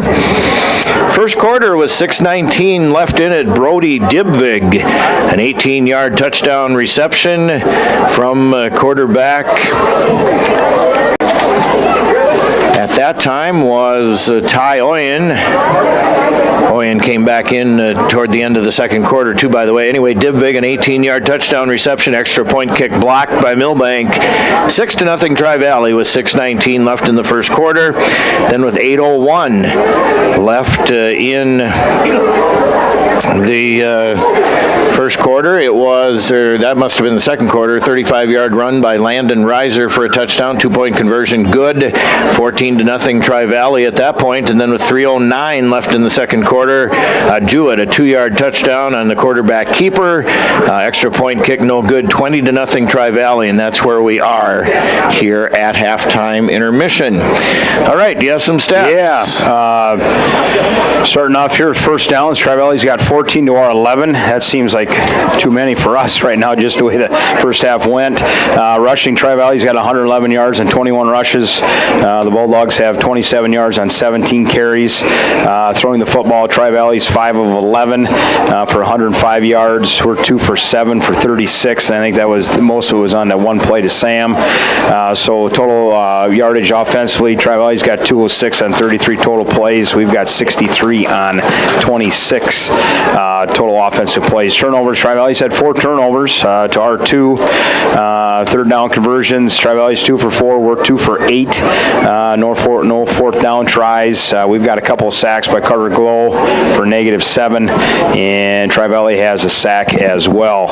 Our leaders at half, Bray is, like I say, 2 for 7 or 36 yards. Sam Rick had the one big catch for 28 yards. Esteban had a catch for 8 yards. Rushing, Braylon's got 26 yards on 9 carries. He's our leader rushing the football. So offensively, we just haven't gotten anything consistently going. We've had a couple big plays, just nothing consistent to get us going. And defensively, we've kind of hung in there just a couple different times. A couple big plays have broke our back.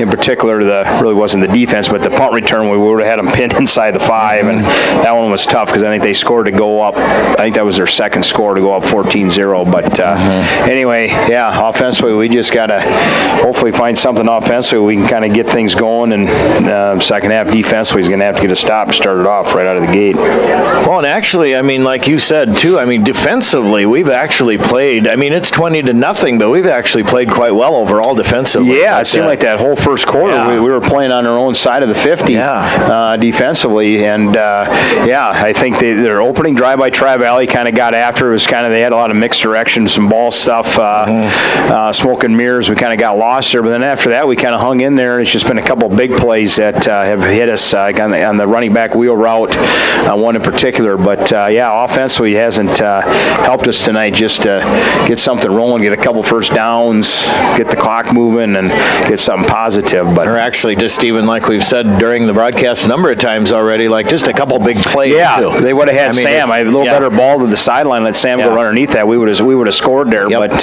yeah, just haven't gotten a break offensively, and either just the ball hasn't bounced our way, or we just haven't made an opportunity ourselves. And Tri-Valley does get the ball to start quarter number 3 as well. Your halftime score is Tri-Valley 20, Milbank nothing on the Lewis Drug scoreboard. Again, you are in tune to the 203 Realty halftime show. 203 Realty is proud to support the Milbank Bulldogs buyers and sellers. Visit 203realty.com for all of your real estate needs. Again, thanks to the board op back in the studio, Doug, as well tonight. Thanks to all of our sponsors, all the video stream sponsors, as well as our audio side sponsors, of course, as well. Again, don't forget Coach's Corner tomorrow during the 10 o'clock hour with Jeff Carino, the first Coach's Corner of the fall sports season here for 2025. So, again, from 10 to 11 tomorrow, Jeff Carino in with the coaches and Coach's Corner. Again, you're in tune to the 203 Realty halftime show here on a Friday night. Your score, 20-0. Tri-Valley is leading Milbank here, and again, Tri-Valley gets the ball to start quarter number 3. We'll be back with more of the halftime show coming up here in 3 minutes on KMSD and BigStoneRadio.com. Haslet Construction in Ortonville, Minnesota is known for their quality work. Additions to the Valley Queen Cheese Factory and First Bank and Trust, St. Lawrence School, Milbank Elementary, Ortonville Area Health Services, and the Big Stone County Highway Department Garage, and so many other projects over the years. They are known for their quality work and professionalism on the job. That's what makes Haslet Construction the contractor you want for your building projects. Go with the people you trust. Haslet Construction, Ortonville, Minnesota. If you want a job where your work matters, you belong at Avera. Here, we've invested in our workforce because every Avera team member drives our health ministry forward, making a difference in lives and communities every day. We offer competitive pay, great health insurance, and even career opportunities. We're putting people first, including you. Search for local job openings and apply at avera.org/careers. Inheritance, romance, and investment scams continue to plague South Dakotans with high dollar amount losses. They prey on vulnerable adults and swindle consumers out of their funds. Scammers befriend the victim, making it difficult for them to see the reality of what's happening. If you have a loved one susceptible to this type of scam, sit down and talk with them about these issues before it happens to them. If you or a loved one have been scammed in this manner, please reach out to the South Dakota Office of Attorney General's Consumer Protection Division at 800-300-1986. Dakota Country Ag Service in Milbank is your local Pioneer seed dealer. Dakota Country is now offering soil testing, and they have winter wheat and rye available. When it's time to plan for 2026, please consider Dakota Country and their full line of Pioneer seed corn, beans, wheat, oats, alfalfa, and cover crops. Dakota Country Ag Service in Milbank, open Monday through Friday and Saturday by appointment. For more information or to schedule an on-the-farm visit, contact Paul O'Reilly, 605-467-0715 or 605-949-4170. Bean Pharmacy is your hometown family-owned independent pharmacy conveniently located within the Milbank Area Healthcare Campus. Bean Pharmacy is a full-service pharmacy specializing in fast, accurate, and friendly service. They also offer a full line of over-the-counter products such as vitamins, first aid, and diabetic supplies. Need your prescriptions mailed or delivered? Bean Pharmacy can do that too, and it's free. Don't forget about their convenient drive-thru for quality health care for the entire family. See Bean Pharmacy, located in the Milbank Area Healthcare Campus. Milbank Ford isn't just a dealership. It's part of your journey. Whether you're cruising toward adventure or hauling hometown pride, they've got the ride to get you there. Stop in and explore their lineup of tough F-Series trucks, fuel-efficient SUVs, and family-ready crossovers, all backed by local service you can count on. The road starts in Milbank, but it could take you anywhere. Come and find your Ford today at Milbank Ford, where small-town trust meets big-time value.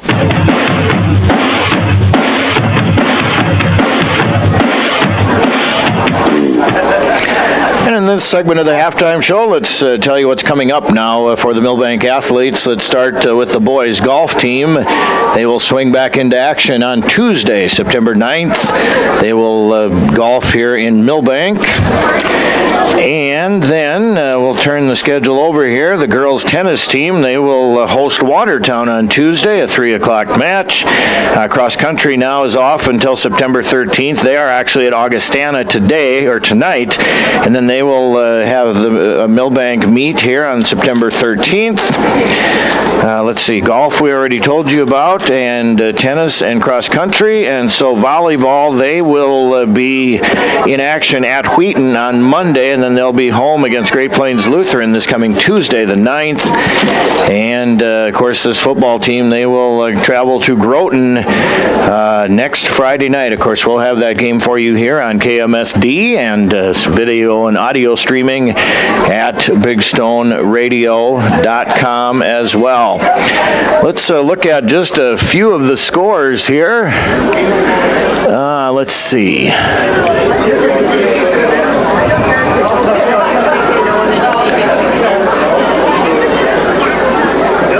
Okay, I've lost the bottom line scores here for some reason.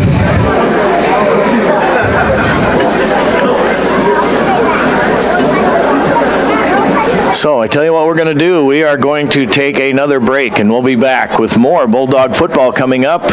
It's 20-0 Tri-Valley. We'll be back with more coming up here in 3 minutes on KMSD and BigStoneRadio.com.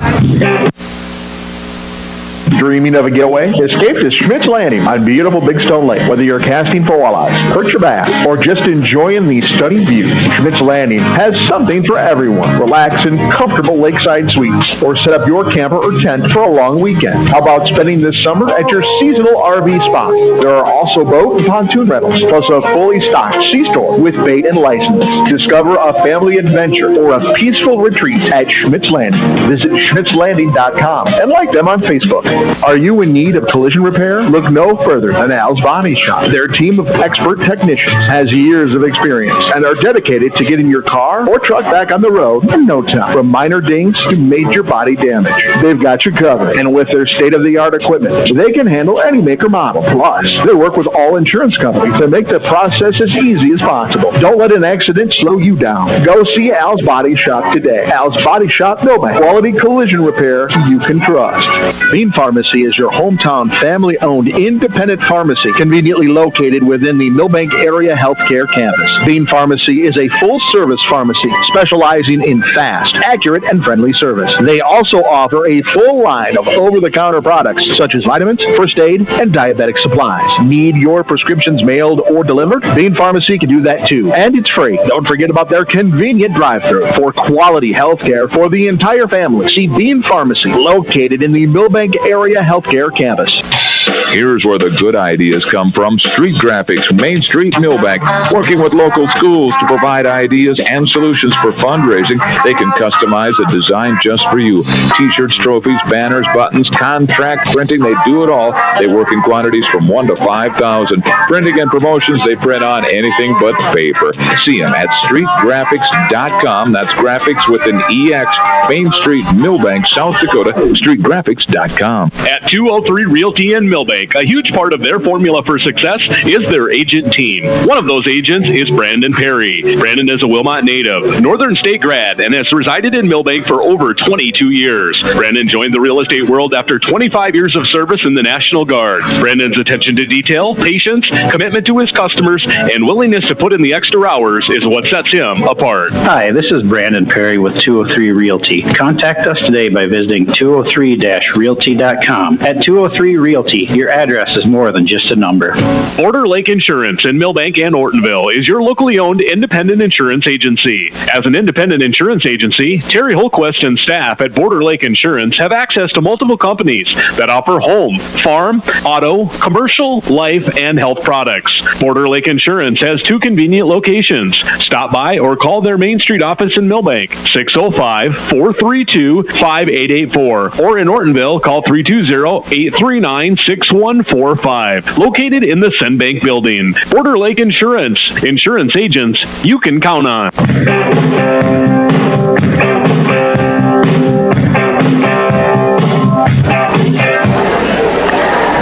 that's about going to do it for the 203 Realty halftime show. Again, 203 Realty is proud to support the Milbank Bulldogs.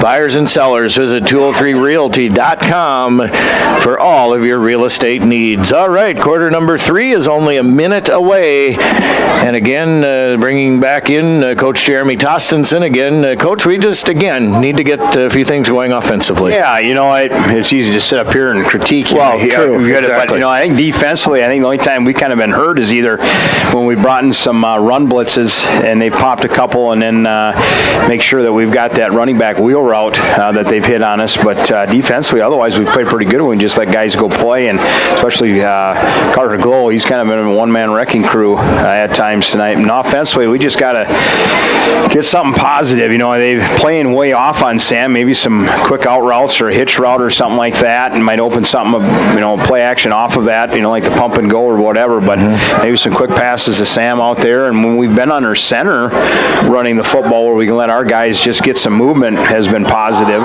there. So hopefully we get something found. But this getting a 3 and out and getting the ball back and going and score, if that were to happen, you're right back into the ball game. Exactly. Now. Yep. Tri-Valley, again, like we've said a number of times, gets the ball here to start quarter number 3. So Tri-Valley will get their hands on the ball first. Milbank will go right to left as you look at your radio dial here in the second half, second or third quarter, and Tri-Valley will go left to right here at A.B. Campbell Stadium. Again, a nice crowd on kind of a fall-like feeling night here in Milbank. And Milbank getting ready to kick off now. And it looks like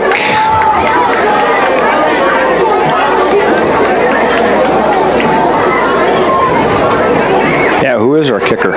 You got the Is that Sam? Looks like Sam Rick, but he hasn't turned sideways to be able to see, I know, see you can't see the number, yeah.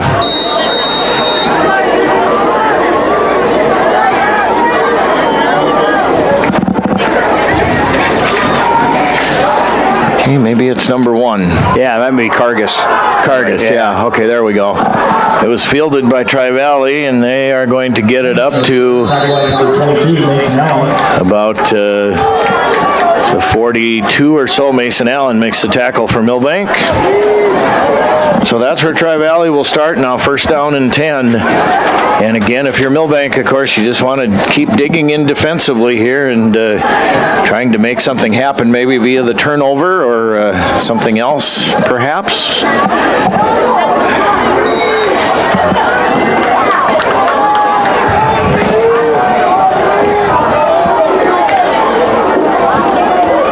And Jewett back in at quarterback now for Tri-Valley. There's Dibvig. He's breaking into the secondary. And Reiser on the carry that time. Yeah, they just popped that quick, and they got into our inside linebackers, and they didn't even have a chance. And actually, Reiser and Dibvig look quite similar to me. Actually, they sometimes both play very similar too. They both play very similar too. Yeah, exactly. Yeah, they're both tough. That's a good tandem they've got. So the 43-yard line now is where the ball is. First down and 10 for Tri-Valley. Jewett is going to hand off this time to Dibvig, and Dibvig was met in the backfield, and then there's going to be a late flag. Yeah, Carter Glow blew right through there and just didn't get the tackle, and that's tough. The running back made a nice little cut to get out of that.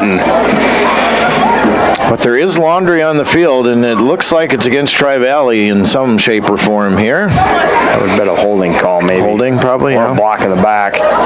No holding.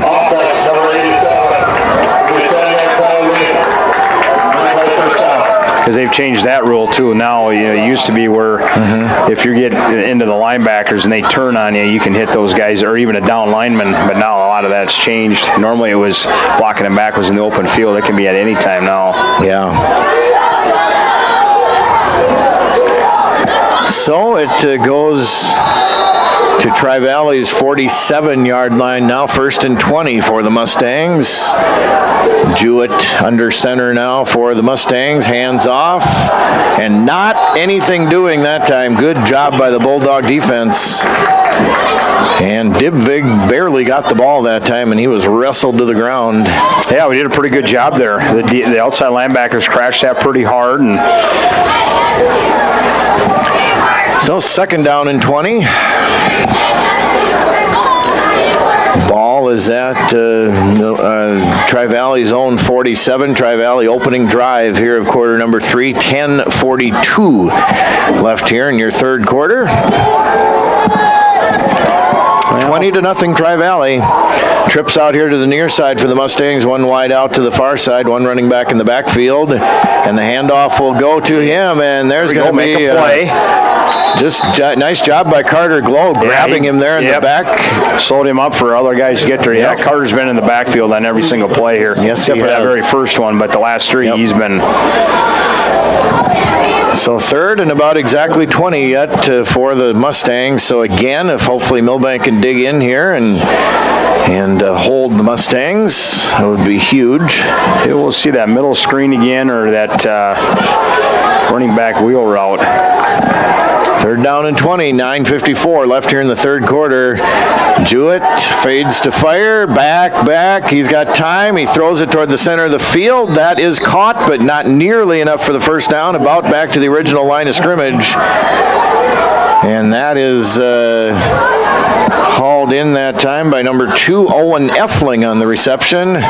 Yeah, they had the outside receiver running in deep in route, and that he ran real well because that inside backer had to come up because they had the running back kind of swing out there. Well, if you get it behind the linebacker in front of the safety, and them in routes are tough to defend if you're not playing man. 4th down and 9 now for the Mustangs, and they are going for it here. So 4th and 9 for Tri-Valley. And going back to pass and throwing it, and that is incomplete. So Milbank takes over on downs. That could be huge. Yeah, that's what we needed. We just needed to get a 3 and out on this first one, this first series, which we've gotten. Yep. Or now on 4th, they went on 4th down there. Yep. But getting off the field defensively and we got good field position. Nice field position. Yep. Yes, exactly. So now is the time for the offense to get something rolling here. Well, we got what we needed defensively. That is exactly right. So 8:55 left to play here in the third. 20-0 Tri-Valley. And dual wides out here to the near side for Milbank. They are at their own 42. Bauscher takes the waist-high snap. Bray is going to try to gain the left side that time, and not much there for Braylon Bauscher. Yeah, the running back just got in the way. I don't know what he was trying to do there. He kind of messed that whole thing up. Yeah. I think we kind of had it blocked pretty well. We just didn't get the DN blocked. I don't know if the running back was supposed to get him or where he was supposed to go, but kind of messed up the timing of the play. Number 56, Xavier Yount on the tackle that time for Tri-Valley.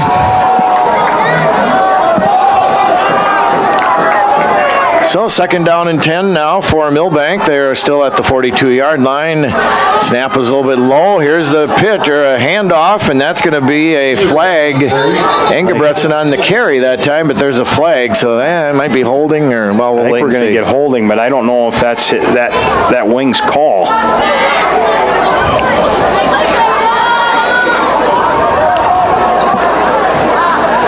Looks like they're pointing toward Milbank. Yeah, it was a holding, but it's not the wing's call. It's the umpire or the white hat's call there.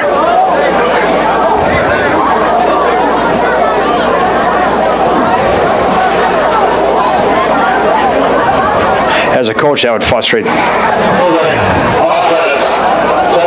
Yeah. Yes, it was a holding. I'm not denying that, but what it's telling me is the sideline referee isn't reading his keys. Mm-hmm. He should have no business having his eyeballs in the backfield. That's the umpire in the white hat. So, second down and longer now, about 18 for the Bulldogs. They are at their own 34-yard line. 8 minutes, just under 8 minutes left here in the third quarter. 20-0 Tri-Valley on the Lewis Drug scoreboard. They split two wides out to the right side this time. Bauscher's going to fake the handoff, go out to his right, and there is a perfect ball thrown a little bit underneath, but to Sam Rick. Yep, got Sam underneath there. I like the route concept there. Had at different levels, and so third down and about 8 now. A nice little quick pickup of 10 there for the Bulldogs. I think Bray had more time there to set his feet and make a good throw, but that was a positive play. Gives an opportunity, third and somewhat manageable, to get a first down. And here comes the blitz, and they got into Bauscher pretty quickly. And Braylon goes down via the sack. About a 5-yard loss. So Osowski in the punting unit will come out for Milbank. Yeah, they're just the running back kind of in the way in that first play, and then they had the holding penalty. I just kind of messed up this series of downs. So Leighton Osowski back to punt now for Milbank. There's the snap. It's a good one. Osowski gets it away, kicks it away from the out of bounds. Good spot for it. Nice job of punting that time by Osowski. Kicks it away from the returners and kicks it out of bounds. All I know is if I would have saw 5 and 3 back there the whole game, I would have been kicking it out of bounds. No way I'm going to let those guys touch that thing. Yeah, they're like you said, they're kind of a dual-headed monster in the backfield. Most of the time you get one guy like that, you're feeling pretty good about yourself. You get 2 of them, they're good football players. They play linebacker. They're tough. Yeah, they are.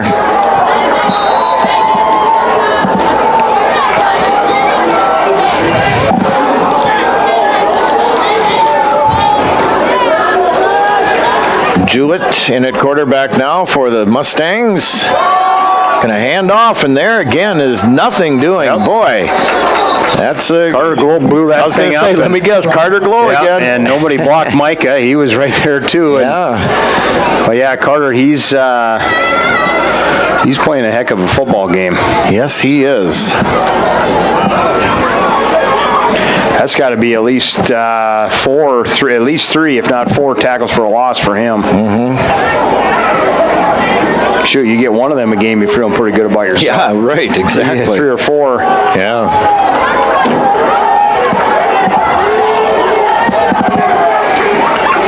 All right, second down and 14 now for the Mustangs. Here comes a rush and throwing, setting up the screen. Make and a tackle. That's a nice open field tackle by Rick that time on the other side. Yeah, that's a good job by your safety. That was a good job by Sam cleaning that up. Yeah, because boy, that could have gone for a huge play. Yes, he sliced through the lineman getting out there and made a nice, good open field tackle. Yes. So 5:37 and running here in the third quarter. 20-0 Tri-Valley if you're just tuning in. No scoring by either team so far here in the third quarter.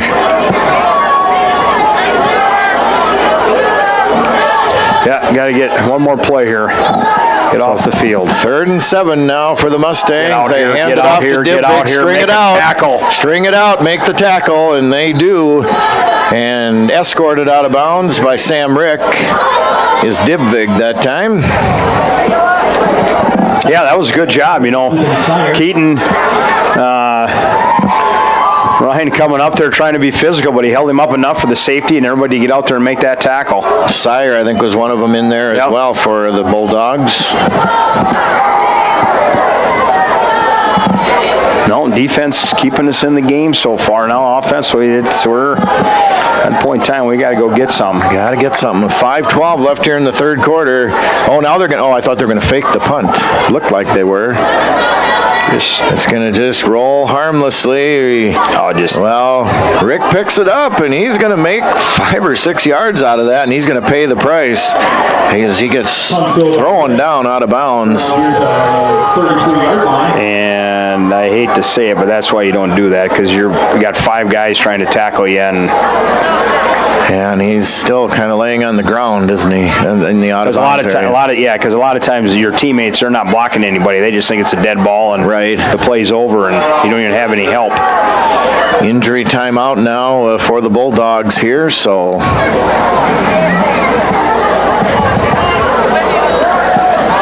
But he's trying to make a play too. I get that as well, but exactly. Sometimes you just let her be. Well, I don't know what. He's up, so that's good. So hopefully Sam will be okay. He got thrown to the ground pretty hard, though. I mean, kind of what happens, kind of a dead ball. The rest of your teammates kind of stand there, and you pick it up. And the guys in white uniforms, there's about 4 or 5 of them standing there to clobber you. So Milbank does take over now on their own 33-yard line, 1st and 10, just under 5 minutes, 4:59 left here in quarter number 3, 20-0 Tri-Valley. And Bauscher, it's a low snap. It goes through his legs. Braylon picks it up, though, and tries to make something out of nothing, but he's going to lose about 4 yards on that one. That was a low snap that time, and Bray picked it up. Yeah, the tough part now is our one playmaker we don't have out there. Somebody else going to have to step up here, but...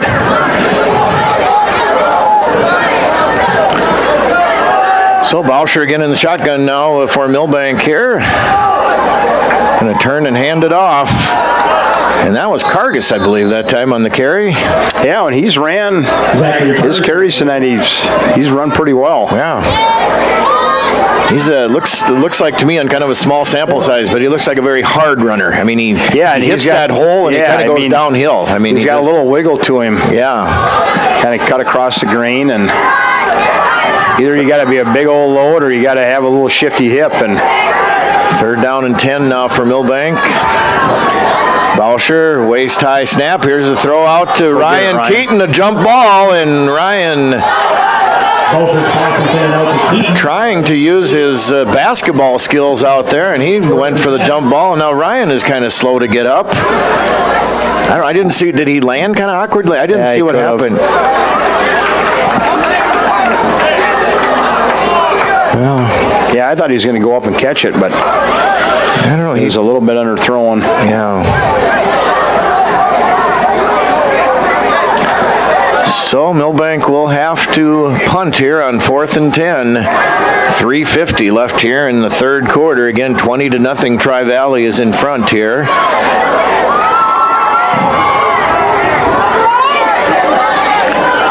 And so Leighton Osowski goes back into punt formation again here for the Bulldogs. Oops, somebody a little bit late getting out there. Okay, now I think the full 11 are out there. Snap is a little bit low. Osowski picks it up, and a line drive punt this time, and kicks it once again away from Dybvig, except he's going to pick it up at the 26, 30, 35, and Dybvig gets popped, and he keeps the wheels going. Yeah, he's tough. He got popped at about the 38, and he dives forward to about the 42. And I thought he was down at the 38, and then he kept those wheels going. Yeah, he does a lot of squats in the off season. He must. Yeah. So Tri-Valley takes over now, 1st down and 10 at their own 42-yard line.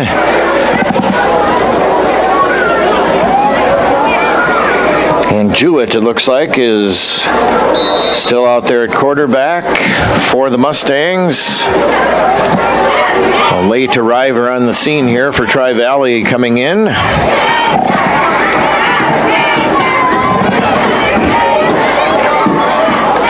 Trying to figure out now how they've matched this up now. It looks like Bray's gone to safety for Sam, and number 20, Lance Engelbert, is at corner now, I think. Okay. There's the pitch. Boy, that could have been disaster for Tri-Valley. Dibvig gathers it in, though. There's going to be a hold on the far side. Dibvig, though, he goes ahead for about 20, 30 yards, but I think that's going to be pretty much all for naught as there is laundry on the field. Yeah, that's coming back. They were holding our corner out there. Now that's the key for the wing guy out there watching that. Yep.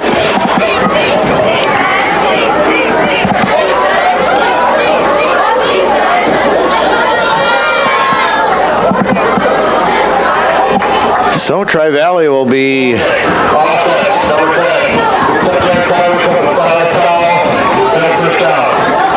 from the spot of the foul, so it is first and about, looks like 12 or so from here.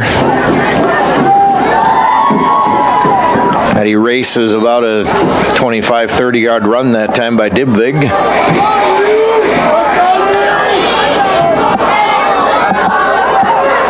First down and 12 now for Tri-Valley. Here's run outside, and that is Reiser on the run that time, and Reiser's going to get all the way inside the 20-yard line. Boy, and he too just turned on the Jets that time. Yeah, they blocked the edge really, really good. Our outside linebacker just got ate up, and they got into her, an inside backer didn't get scraped over, and then just too much for our safety. They blocked that pretty well. So first and 10 Tri-Valley now, deep into Milbank territory at about the 19-yard line. Tri-Valley already leading here 20-0 with under 3 minutes left now in the third quarter. Jewett takes the low snap. He's going to throw it toward the center of the field. That is called in and complete to Dibvig. Dibvig is going to be at the 10-yard line now. Stay out.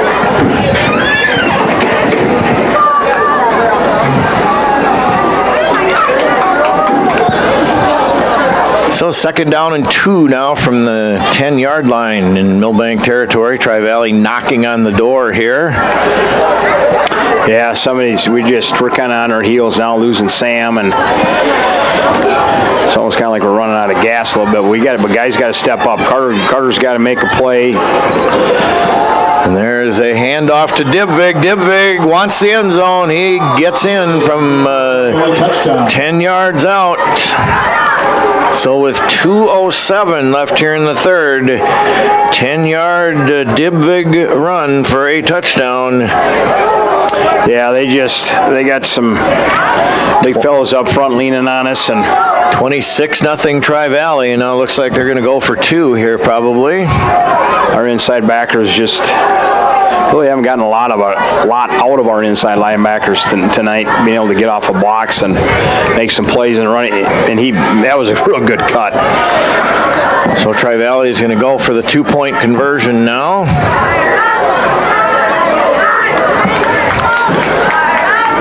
And they're going to go back to pass, throw it into the corner of the end zone. That is caught by Dibvig.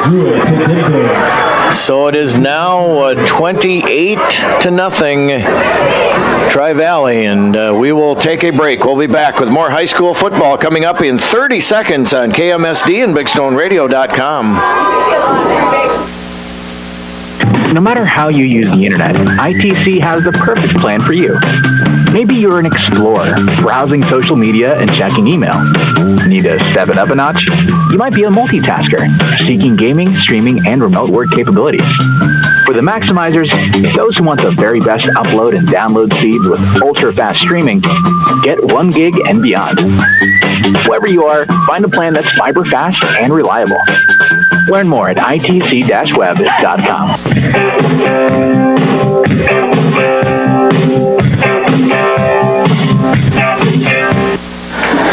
And welcome welcome back in here to Friday Night Football. Again, I'm Chad. He's Jeremy. Glad to be along with you. Again, kind of the summation of this game. Milbank just has not gotten much going offensively here tonight as they are trailing here 28-0 with 2:07 left in the third quarter. Now the ensuing kickoff coming up here from the Mustangs.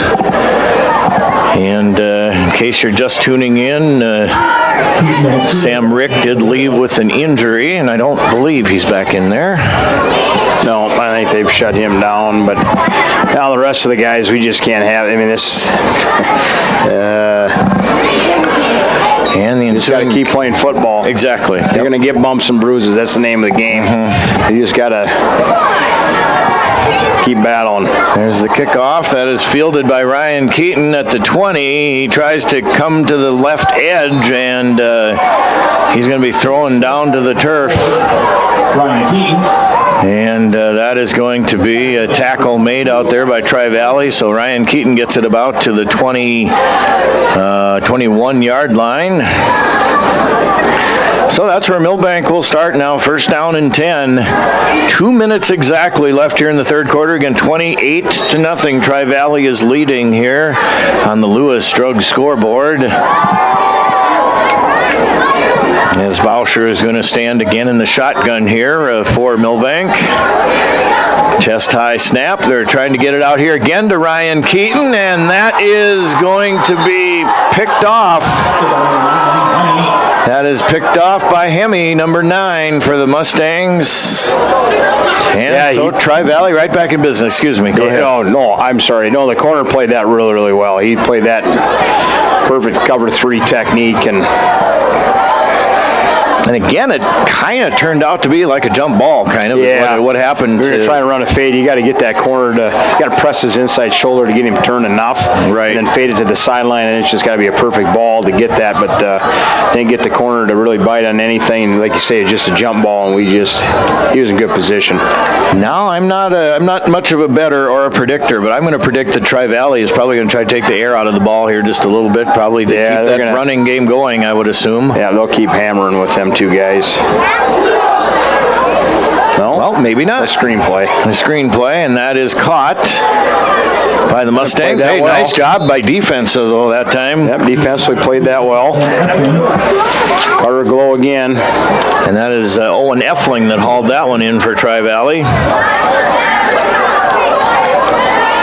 So second down and 12 now for the Mustangs.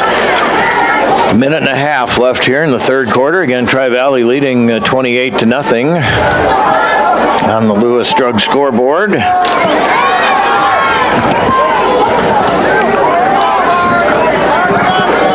Second down and 12. Mustangs into Bulldog territory now at the 48-yard line. And back to pass, and running out of time is the quarterback, and that was a nice rush that time. Who got through there for Milbank? It was off the edge. I didn't get a number, but we had an opportunity to get a pick there.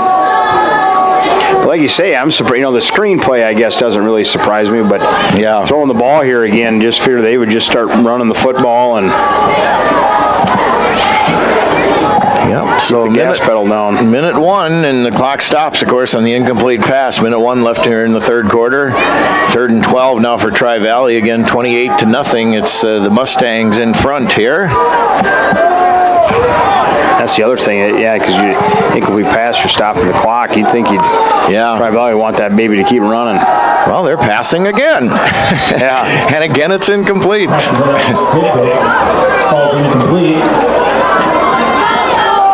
I don't know, they must be trying to pull the Bulldogs off. Yeah, they had the third and long, but even there, shooting just the way they've been running the football. Well, yeah. I mean, even if you don't get it, you're going to punt it and it'll be inside their 10-yard line. Right.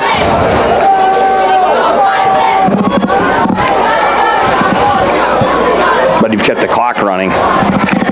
And Reiser back to punt now for the Mustangs. Snap is chest high. Left-footed kick is going to go out of bounds. Well, maybe not. It's fielded on the far end over there. Yeah, you got to field it and then got pushed out of bounds. Right. Well, once again, though, Milbank starting way back in the, well, not quite the shadow of their own goal line, I guess, but about the, where are they going to set it down? At about the 20? No, at, where's he going to stop? 14? 14.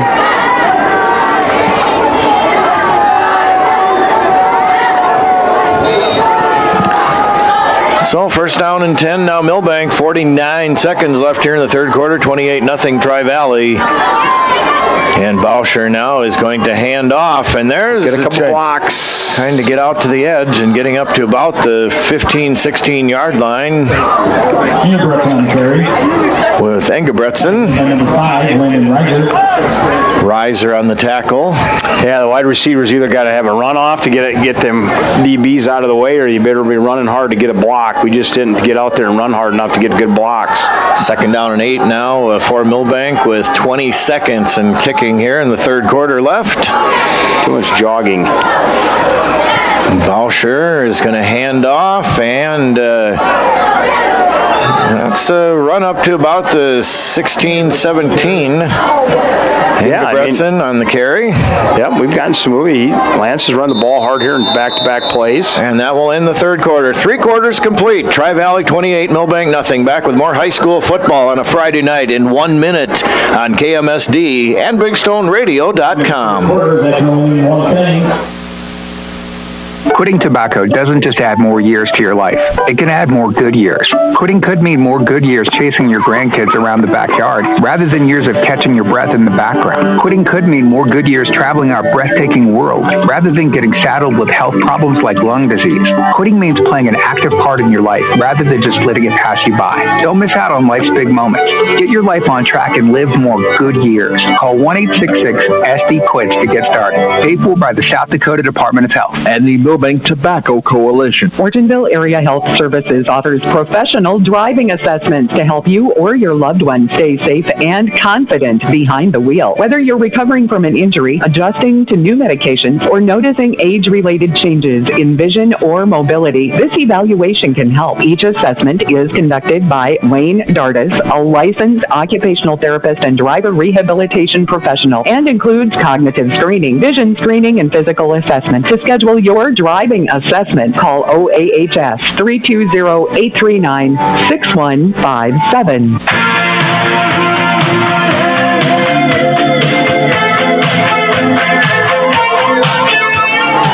And welcome back to A.B. Campbell Stadium, Tri-Valley 28-0. We're opening the fourth quarter here with a 3rd and 5 now for Milbank. And there is a fake pass, and there's going to be a run by the Bulldogs. Not enough for the first down, though.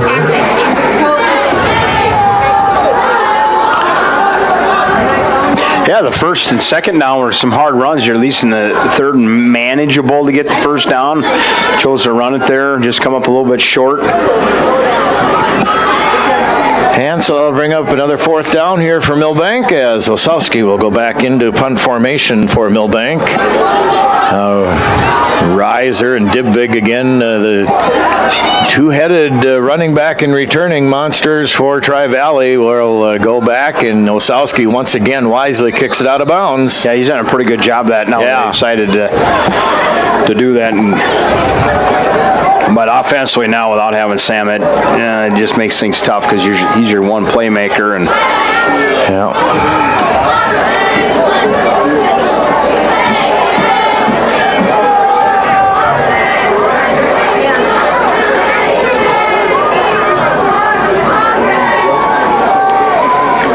So Tri-Valley takes over now, 1st down and 10 on their own 48-yard line.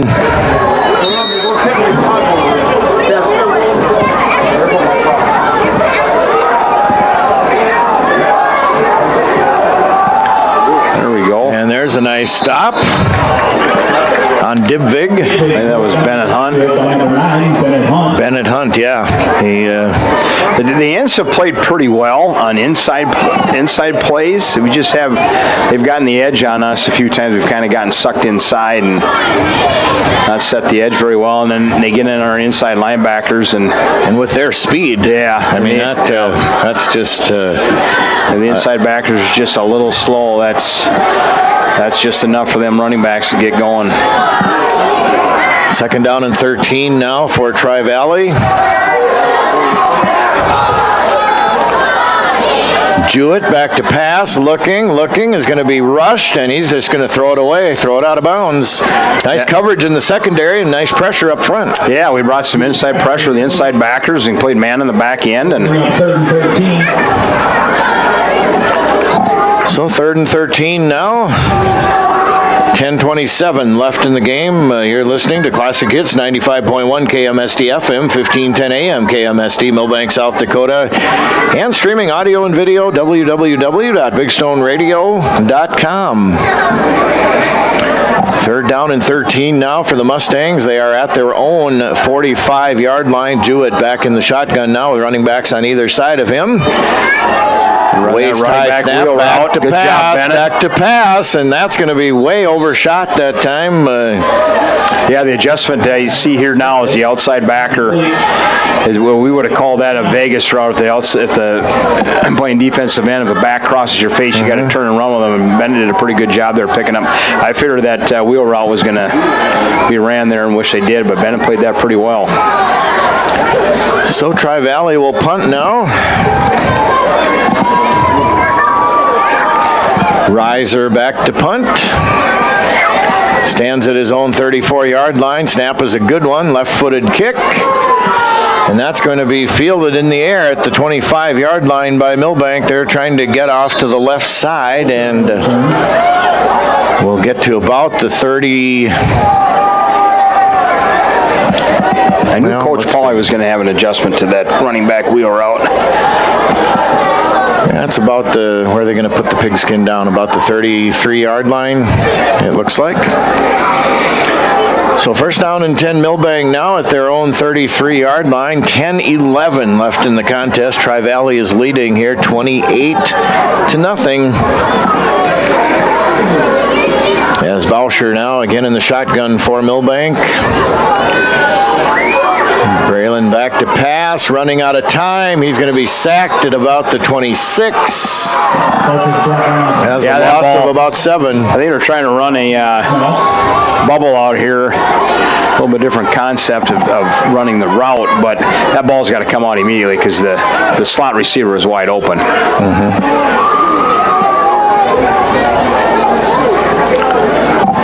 So 2nd down and 17 now, 9:43, and the clock runs here in the 4th quarter. Again, don't forget Coach's Corner tomorrow during the 10 o'clock hour. Jeff Carino with his first Coach's Corner here of the 25-26 athletic season. Here's the throw by Bauscher. That's just about picked off and then just about caught by Milbank as well. But none of the athletes came up with it. It hit the ground. 3rd down and 17 now for Milbank.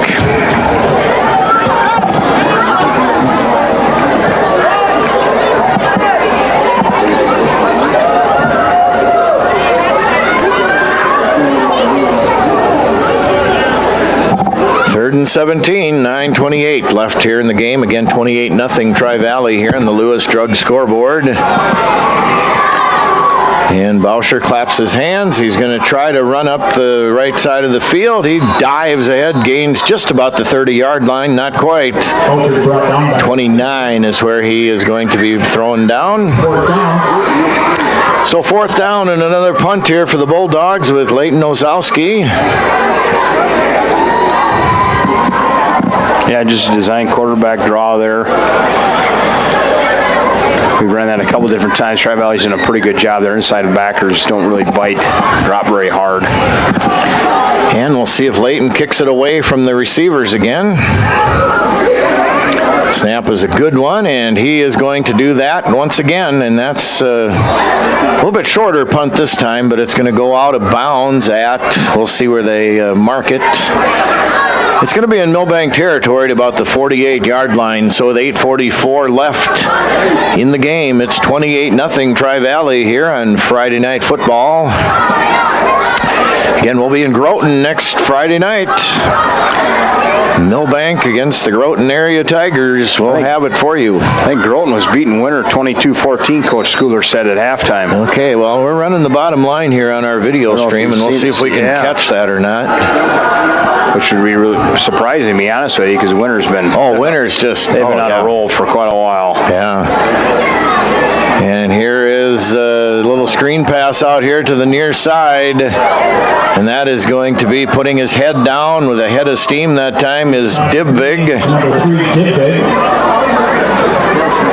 And I tell you what, that kid runs downhill. I mean, there is absolutely no doubt about that. Yeah, that time our D-line didn't play it very well. We've played it pretty well, but we haven't gotten any help from our inside linebackers either, being able to decipher that. And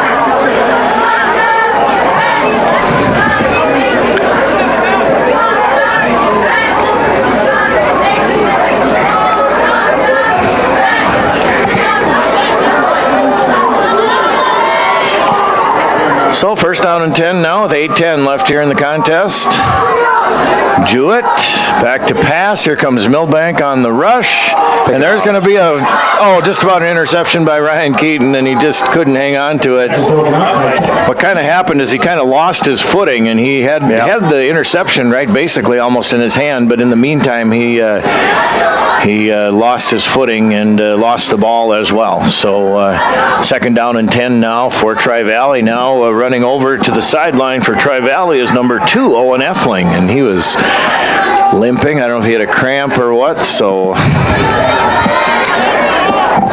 anyway, second down and 10 now for the Mustangs. 8 minutes exactly left here in the game. Tri-Valley 28, Milbank 0.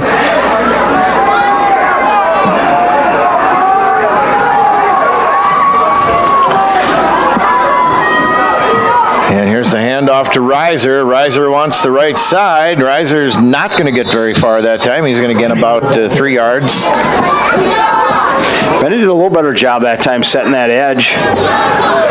Not giving it to them because they've had that times. They've kind of had that when they wanted to tonight. So 3rd and 8 now from Milbank's 35-yard line. We would assume 2 down territory or 4 down territory here perhaps for the Mustangs. Again, 3rd and 8 now, under 7.5 left here in the game. 28-0 Mustangs. I got everybody here at the line of scrimmage.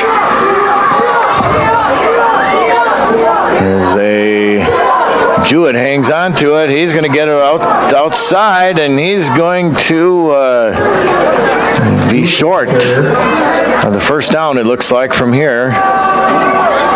Short gain play.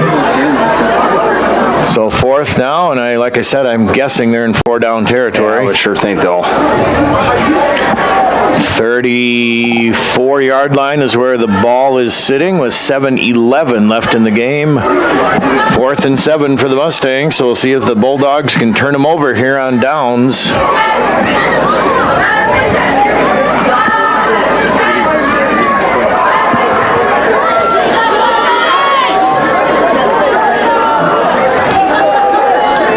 Showing pressure again. There is going to be a timeout called by Tri-Valley. We'll take one as well. 7:11 left in the game. 28-0 Tri-Valley. Back with more football in 30 seconds on KMSD and BigStoneRadio.com. Pro Image Partners. Pro Image Partners. So many reasons why you can turn to us. We'll help you show your pride. You want the best for work or play. We're your one-stop image shop. We'll help you show your pride. ProImagePartners.com.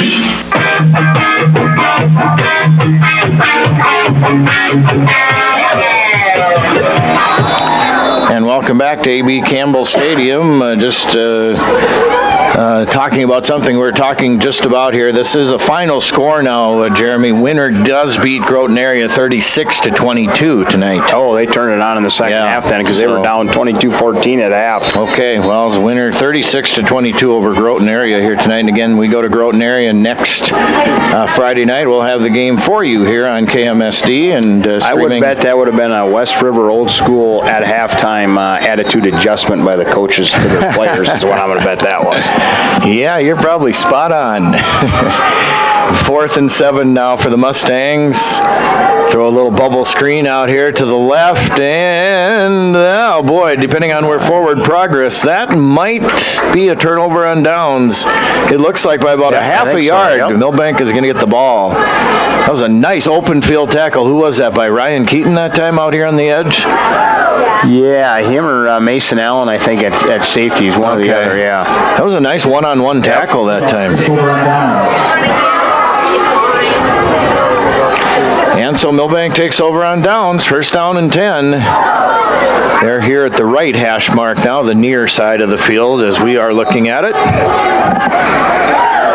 28-0 Tri-Valley, 7 minutes and change left here in the game. Tri-Valley subbing down quite a bit here. Yeah. Okay, so now Boucher is going to try the left side and is going to really gain nothing. No short carry.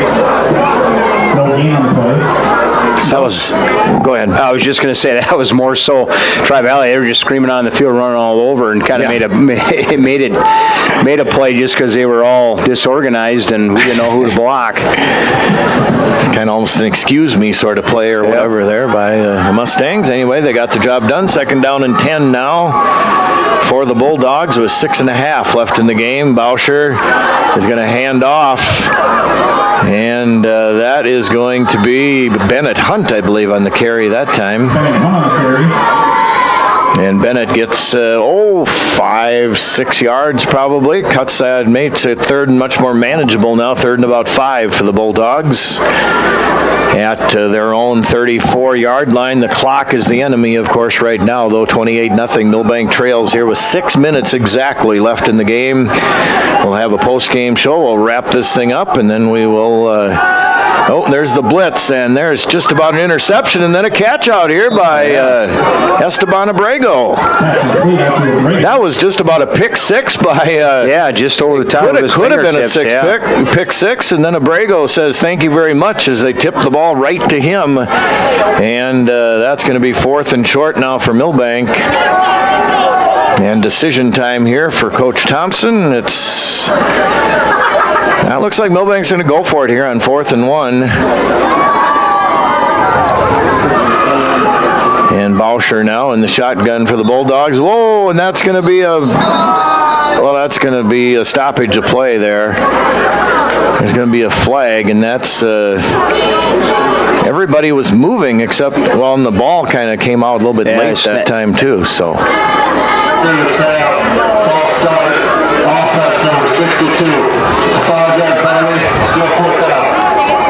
So false start on Milbank, so go back 5 yards.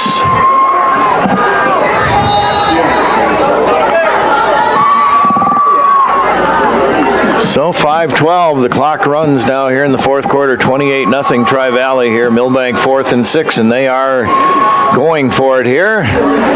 Boucher is going to go down via the sack at about the 25, 24-yard line. So Milbank turns it over on downs to Tri-Valley. And that is just a little bit of kind of the way the whole game, most of the game has gone actually tonight. Yep. We've kind of had some positive plays. We've had something not go so well, and so the 26-yard line now is where Tri-Valley takes over, and I'm assuming they have probably a lot of the second string in, I would think. Here we're going to try to catch up with some of these guys and the numbers if we can. Let's see, who is playing quarterback now? That is Jewett yet, number 15. And Reiser is still right next to him on his right hip.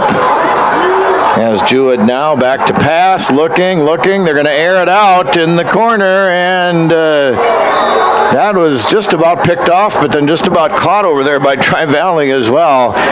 What happened was Ryan Keaton was kind of step for step with him out there, and Ryan had his back to the play, actually, and the ball was thrown up, and neither athlete could come down with it. So I'm glad they threw it there because they had a guy right down the middle, right down the chute wide open.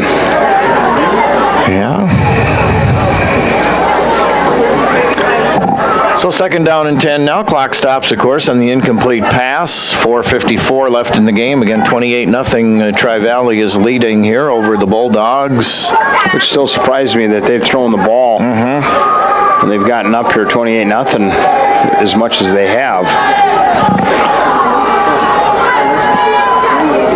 Here's the handoff. Well, no, it's a misdirection handoff that time, and doing a somersault literally into the secondary that time is Reiser. And he is going to get ahead for, that good gain again, about 7-8 yards. Well, 6 yards probably. Yeah, we've had a tough time with that. It's almost like an old school crossbuck. They got the two running back on each side of the quarterback, and one goes one way and the other one's coming back the other way, and we've had a hard time deciphering that, and at times they've really gotten after us. If Carter Glow hasn't gotten into the backfield and brought things up.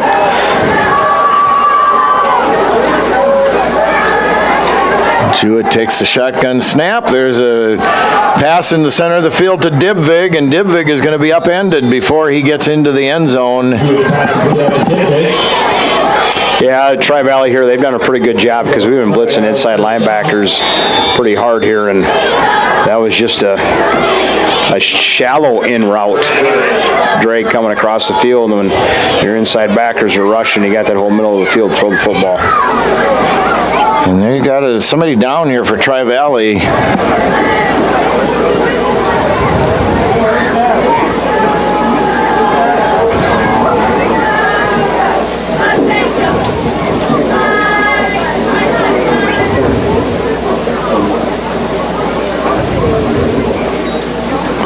And that is Dibvig that's down for the Mustangs. Gets up under his own power. Walks off to the sideline.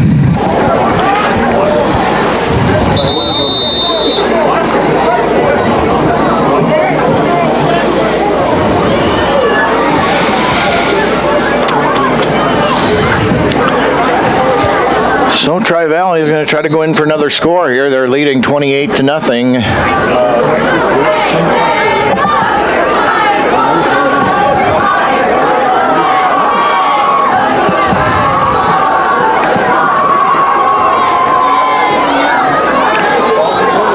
Here's the handoff to number 21 into the end zone for the touchdown. Yeah, it was a pretty good cut. Our backside inside linebacker just kind of washed himself out of the play and cut it right back across the green. And Cole Hendrickson in for the touchdown.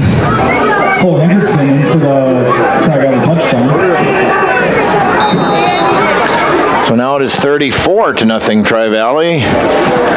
Extra point kick upcoming by Jackson Williams.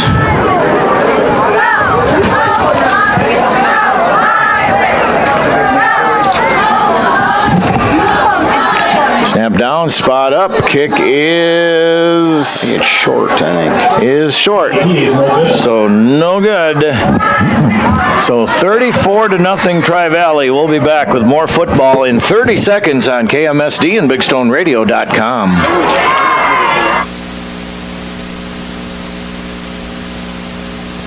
As the temperatures rise this summer, the Millstone Family Restaurant in Milbank has decided if you're melting, we're melting. With their all-new summer menu featuring all things melty. Start with the chicken parmesan melt with crispy chicken, deep-fried mozzarella cheese on toasted Texas toast. Yum! The cheesy taco wrap and elevated super burrito with Monterey Jack cheese sauce.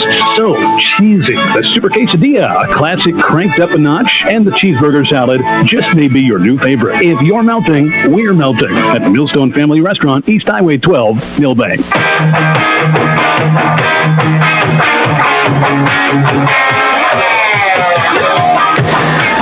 And we changed the Lewis Drug scoreboard, 34-0 Tri-Valley, 3:47 left here in the game.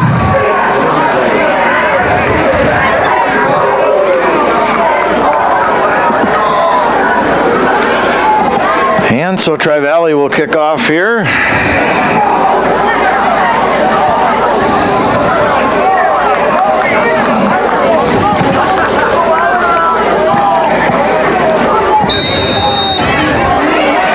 Yeah, I think we're at the point here I would bring out the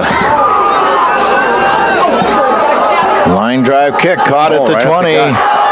And that's Ryan Keaton, who is ahead of steam as he fielded that on the dead run, and Ryan gets up to about the 45-yard line. Nice return that time by Ryan Keaton. Yeah, as a coach, you're kind of stuck between a rock and a hard place at this point. You'd like to go get 6 with your number 1 guys, but the other thing is you got a lot of season left, and with only 3 minutes, just under 4 minutes, of the JV guys go and finish the game here before somebody else gets hurt. I mean, it's kind of a double-edged sword. Yeah.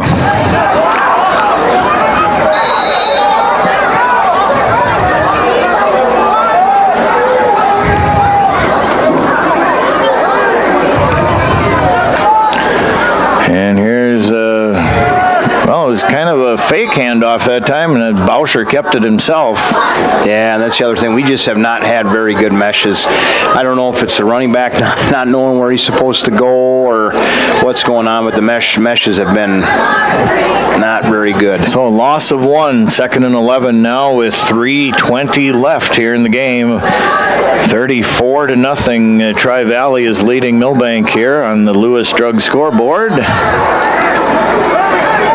Bauscher again stands in the shotgun. Going to hand it off to Kargas. Kargas tries to cut back toward the right side of the field. And he gets about 3 or 4, I guess, on that carry for Kargas. So 3rd and about 9 now, or 8 for the Bulldogs with 2:47, and the clock runs here in the 4th quarter. Again, 34-0 Tri-Valley. And here is the snap to Bauscher. He is going to be rushed once again, and he's going to be sacked. Bray, just not a lot of time tonight to. Yeah, we didn't even. I don't even know we got a hand on pass it. Yeah, on the near side defensive end that made the sack, because he come around all the way around the backside and.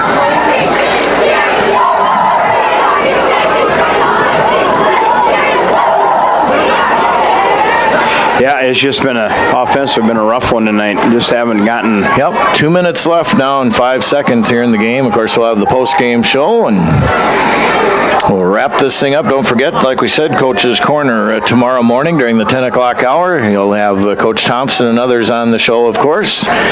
Will Jeff Carino. Here's the Bauscher pass, and that is going to be hung up and. Was that caught? No, that might have been intercepted. I think he was out of bounds when he caught it. I think he caught it, but he was out of bounds. Okay. Well, Tri-Valley was like he was either out of bounds or they picked it off or something, but that was incomplete. So Tri-Valley takes over, and now you just, take a couple 3 knees, or what do you... Yeah. Well, I don't know. Who knows? Might have to try and get 1 first down here, but I'm sure Tri-Valley's going to sub all the way down here now. And yeah. Well, there is a timeout here, but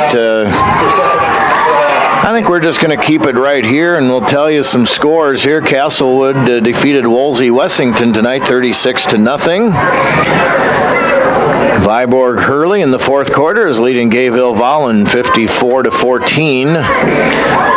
Mulbridge Pollock was a big winner, 52-7 over Miller Highmore Herald tonight. Hitchcock Tulare is leading Northwestern 38-20 in the 4th quarter. Hanson beat DeSmet tonight 48-8.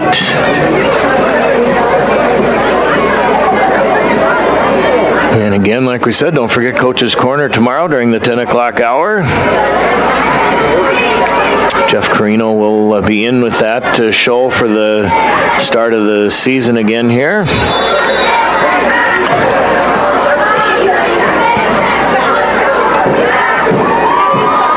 White River shuts out Teoshpazina 50-0 tonight.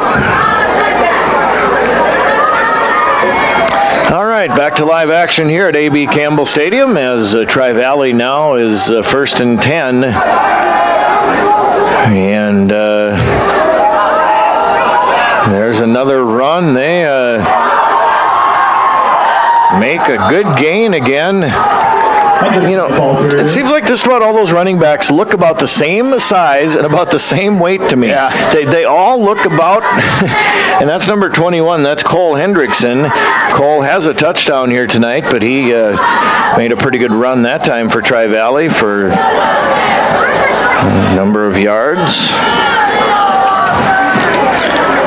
So a minute 21 left here in the game. 34-0 Tri-Valley. And here is the handoff, and that's not going to go very far that time. Yeah, they do just enough. You know, they're under center sometimes in the shotgun. Yep.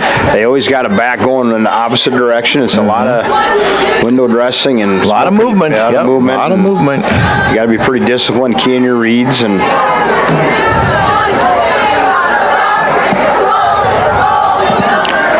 so 47, 46, 45. That's how many seconds are left here. Again, 34-0 Tri-Valley.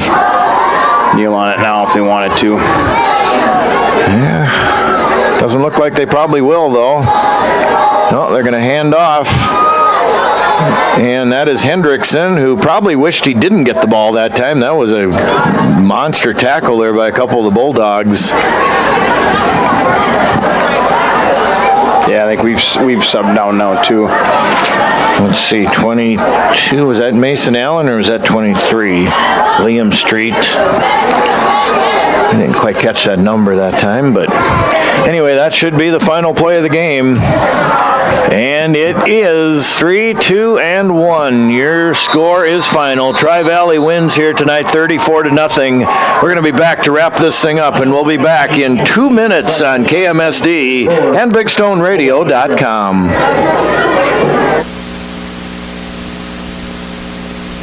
You don't have to live with aches and pains. See Dr. Matt at Chiropractic in Motion. With a minor adjustment, headaches, numbness, and pain can be relieved. Dr. Matt is the type of chiropractor that helps his patients by correcting the problem with as few visits as possible. Chiropractic in Motion looks forward to seeing their customers outside of the office, enjoying their lifestyle with a smile. The next time you have aches and pains, count on the helping hands of Dr. Matt. He's there when you need him. Chiropractic in Motion, Sports Injury and Family Wellness Center, Highway 12, Milbank. Johnson Family Dentistry wants to remind you of the steps to a bright and healthy smile for life.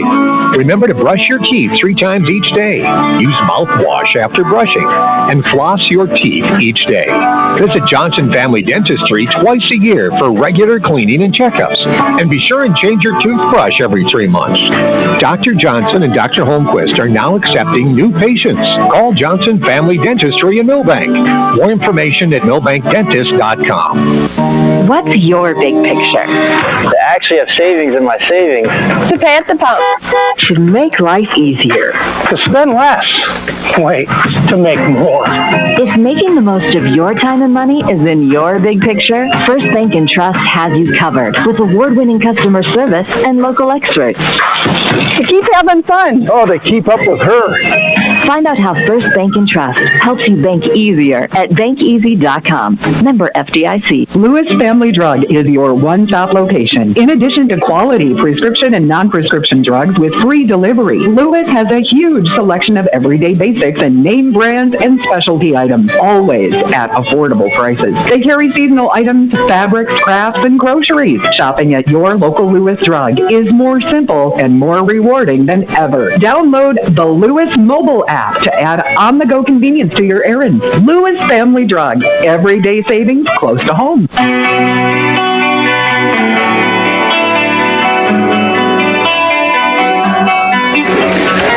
And welcome back in here to the post-game show. Let's wrap this thing up. Tri-Valley wins here 34-0.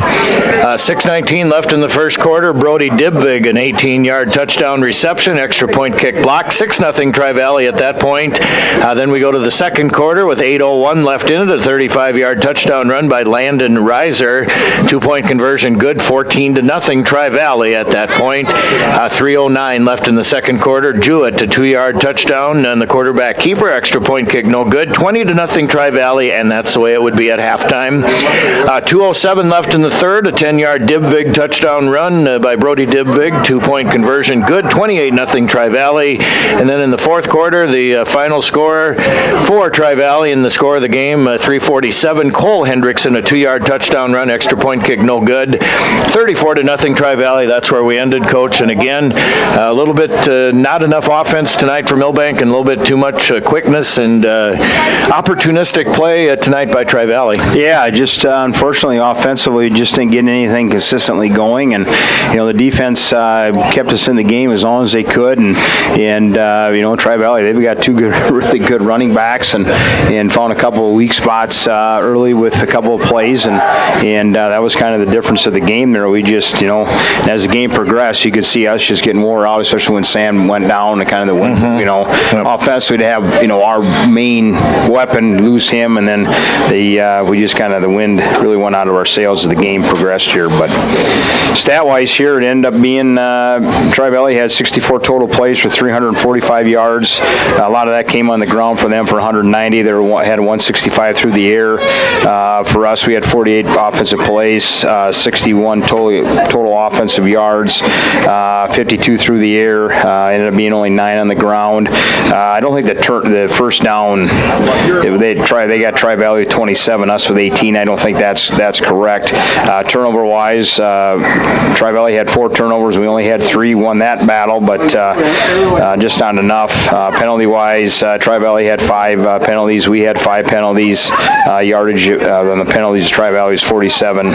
We gave up 29 yards of penalties. Their leading player offensively, Braylon Bauscher, had 52 yards throwing. He had 24 yards rushing, and then Sam Rick had 40 yards receiving. One of them was on the big pass play in the first half. But and then I think defensive stats, Carter Glow had 4 tackles for a loss, I think here. I think that might not be right. He might have had about 6 or 7 the way he was playing at times. But like you said, offensively, we just didn't get anything really going sustaining-wise, and defensively just kind of in some bad spots and then giving up some big plays, and just kind of seemed all night. And when we'd have something positive, we always have something kind of putting us back behind the 8 ball again. But Tri-Valley's a pretty good football team, and hopefully we get everybody healthy and get Sam back, and a lot of season left. All right, well, thanks again, as always, for sitting in, Coach, and we're going to give the fans some scores here, and then we're going to say goodnight. But let's go in 11A here. Kind of maybe a minor upset. Madison over Del Rapids tonight, 21-20. Lennox over Custer, 66-13. Vermilion over Lakota Tech, 55-0. Sioux Falls Christian beats Rapid City Christian, 48-21. Dakota Valley betters Canton tonight, 35-14. This score here, Tri-Valley 34-0 over Milbank. West Central over Belfouche, 48-16. 11B duel over Roncalli tonight, 48-26. Let's see, Sioux Valley beats Baltic 54-8. Let's see here, winner over Groton area, as we said, 36-22. 9 AA tonight. Great Plains Lutheran is beating Florence Henry with 1 minute left, 42-0. Hamlin shuts out Wabash Summit 53-0. Britton Hecla all over Redfield tonight, 61-22. And those are just a few scores here. Let's see in 9B. Well, there really are no scores locally here for 9B. So that is going to do it tonight. Again, thanks to all of our sponsors on both sides, audio, video streaming, and as well as the radio side sponsors. And again, your final score, don't forget, tomorrow, Jeff Carino, Coach's Corner from 10 to 11 here on KMSD. Again, your final score tonight, Milbank loses 34-0 to Tri-Valley. We'll be in Groton next Friday night, 7 o'clock kickoff from Groton. But for now, for KMSD Radio Sports, for Jeremy here, and for Chad, and for Doug back at the studios, I'm Chad Knowles. Have a great weekend, everybody, from A.B. Campbell Stadium. Good night. And now we'll turn it back to the studios of KMSD Radio.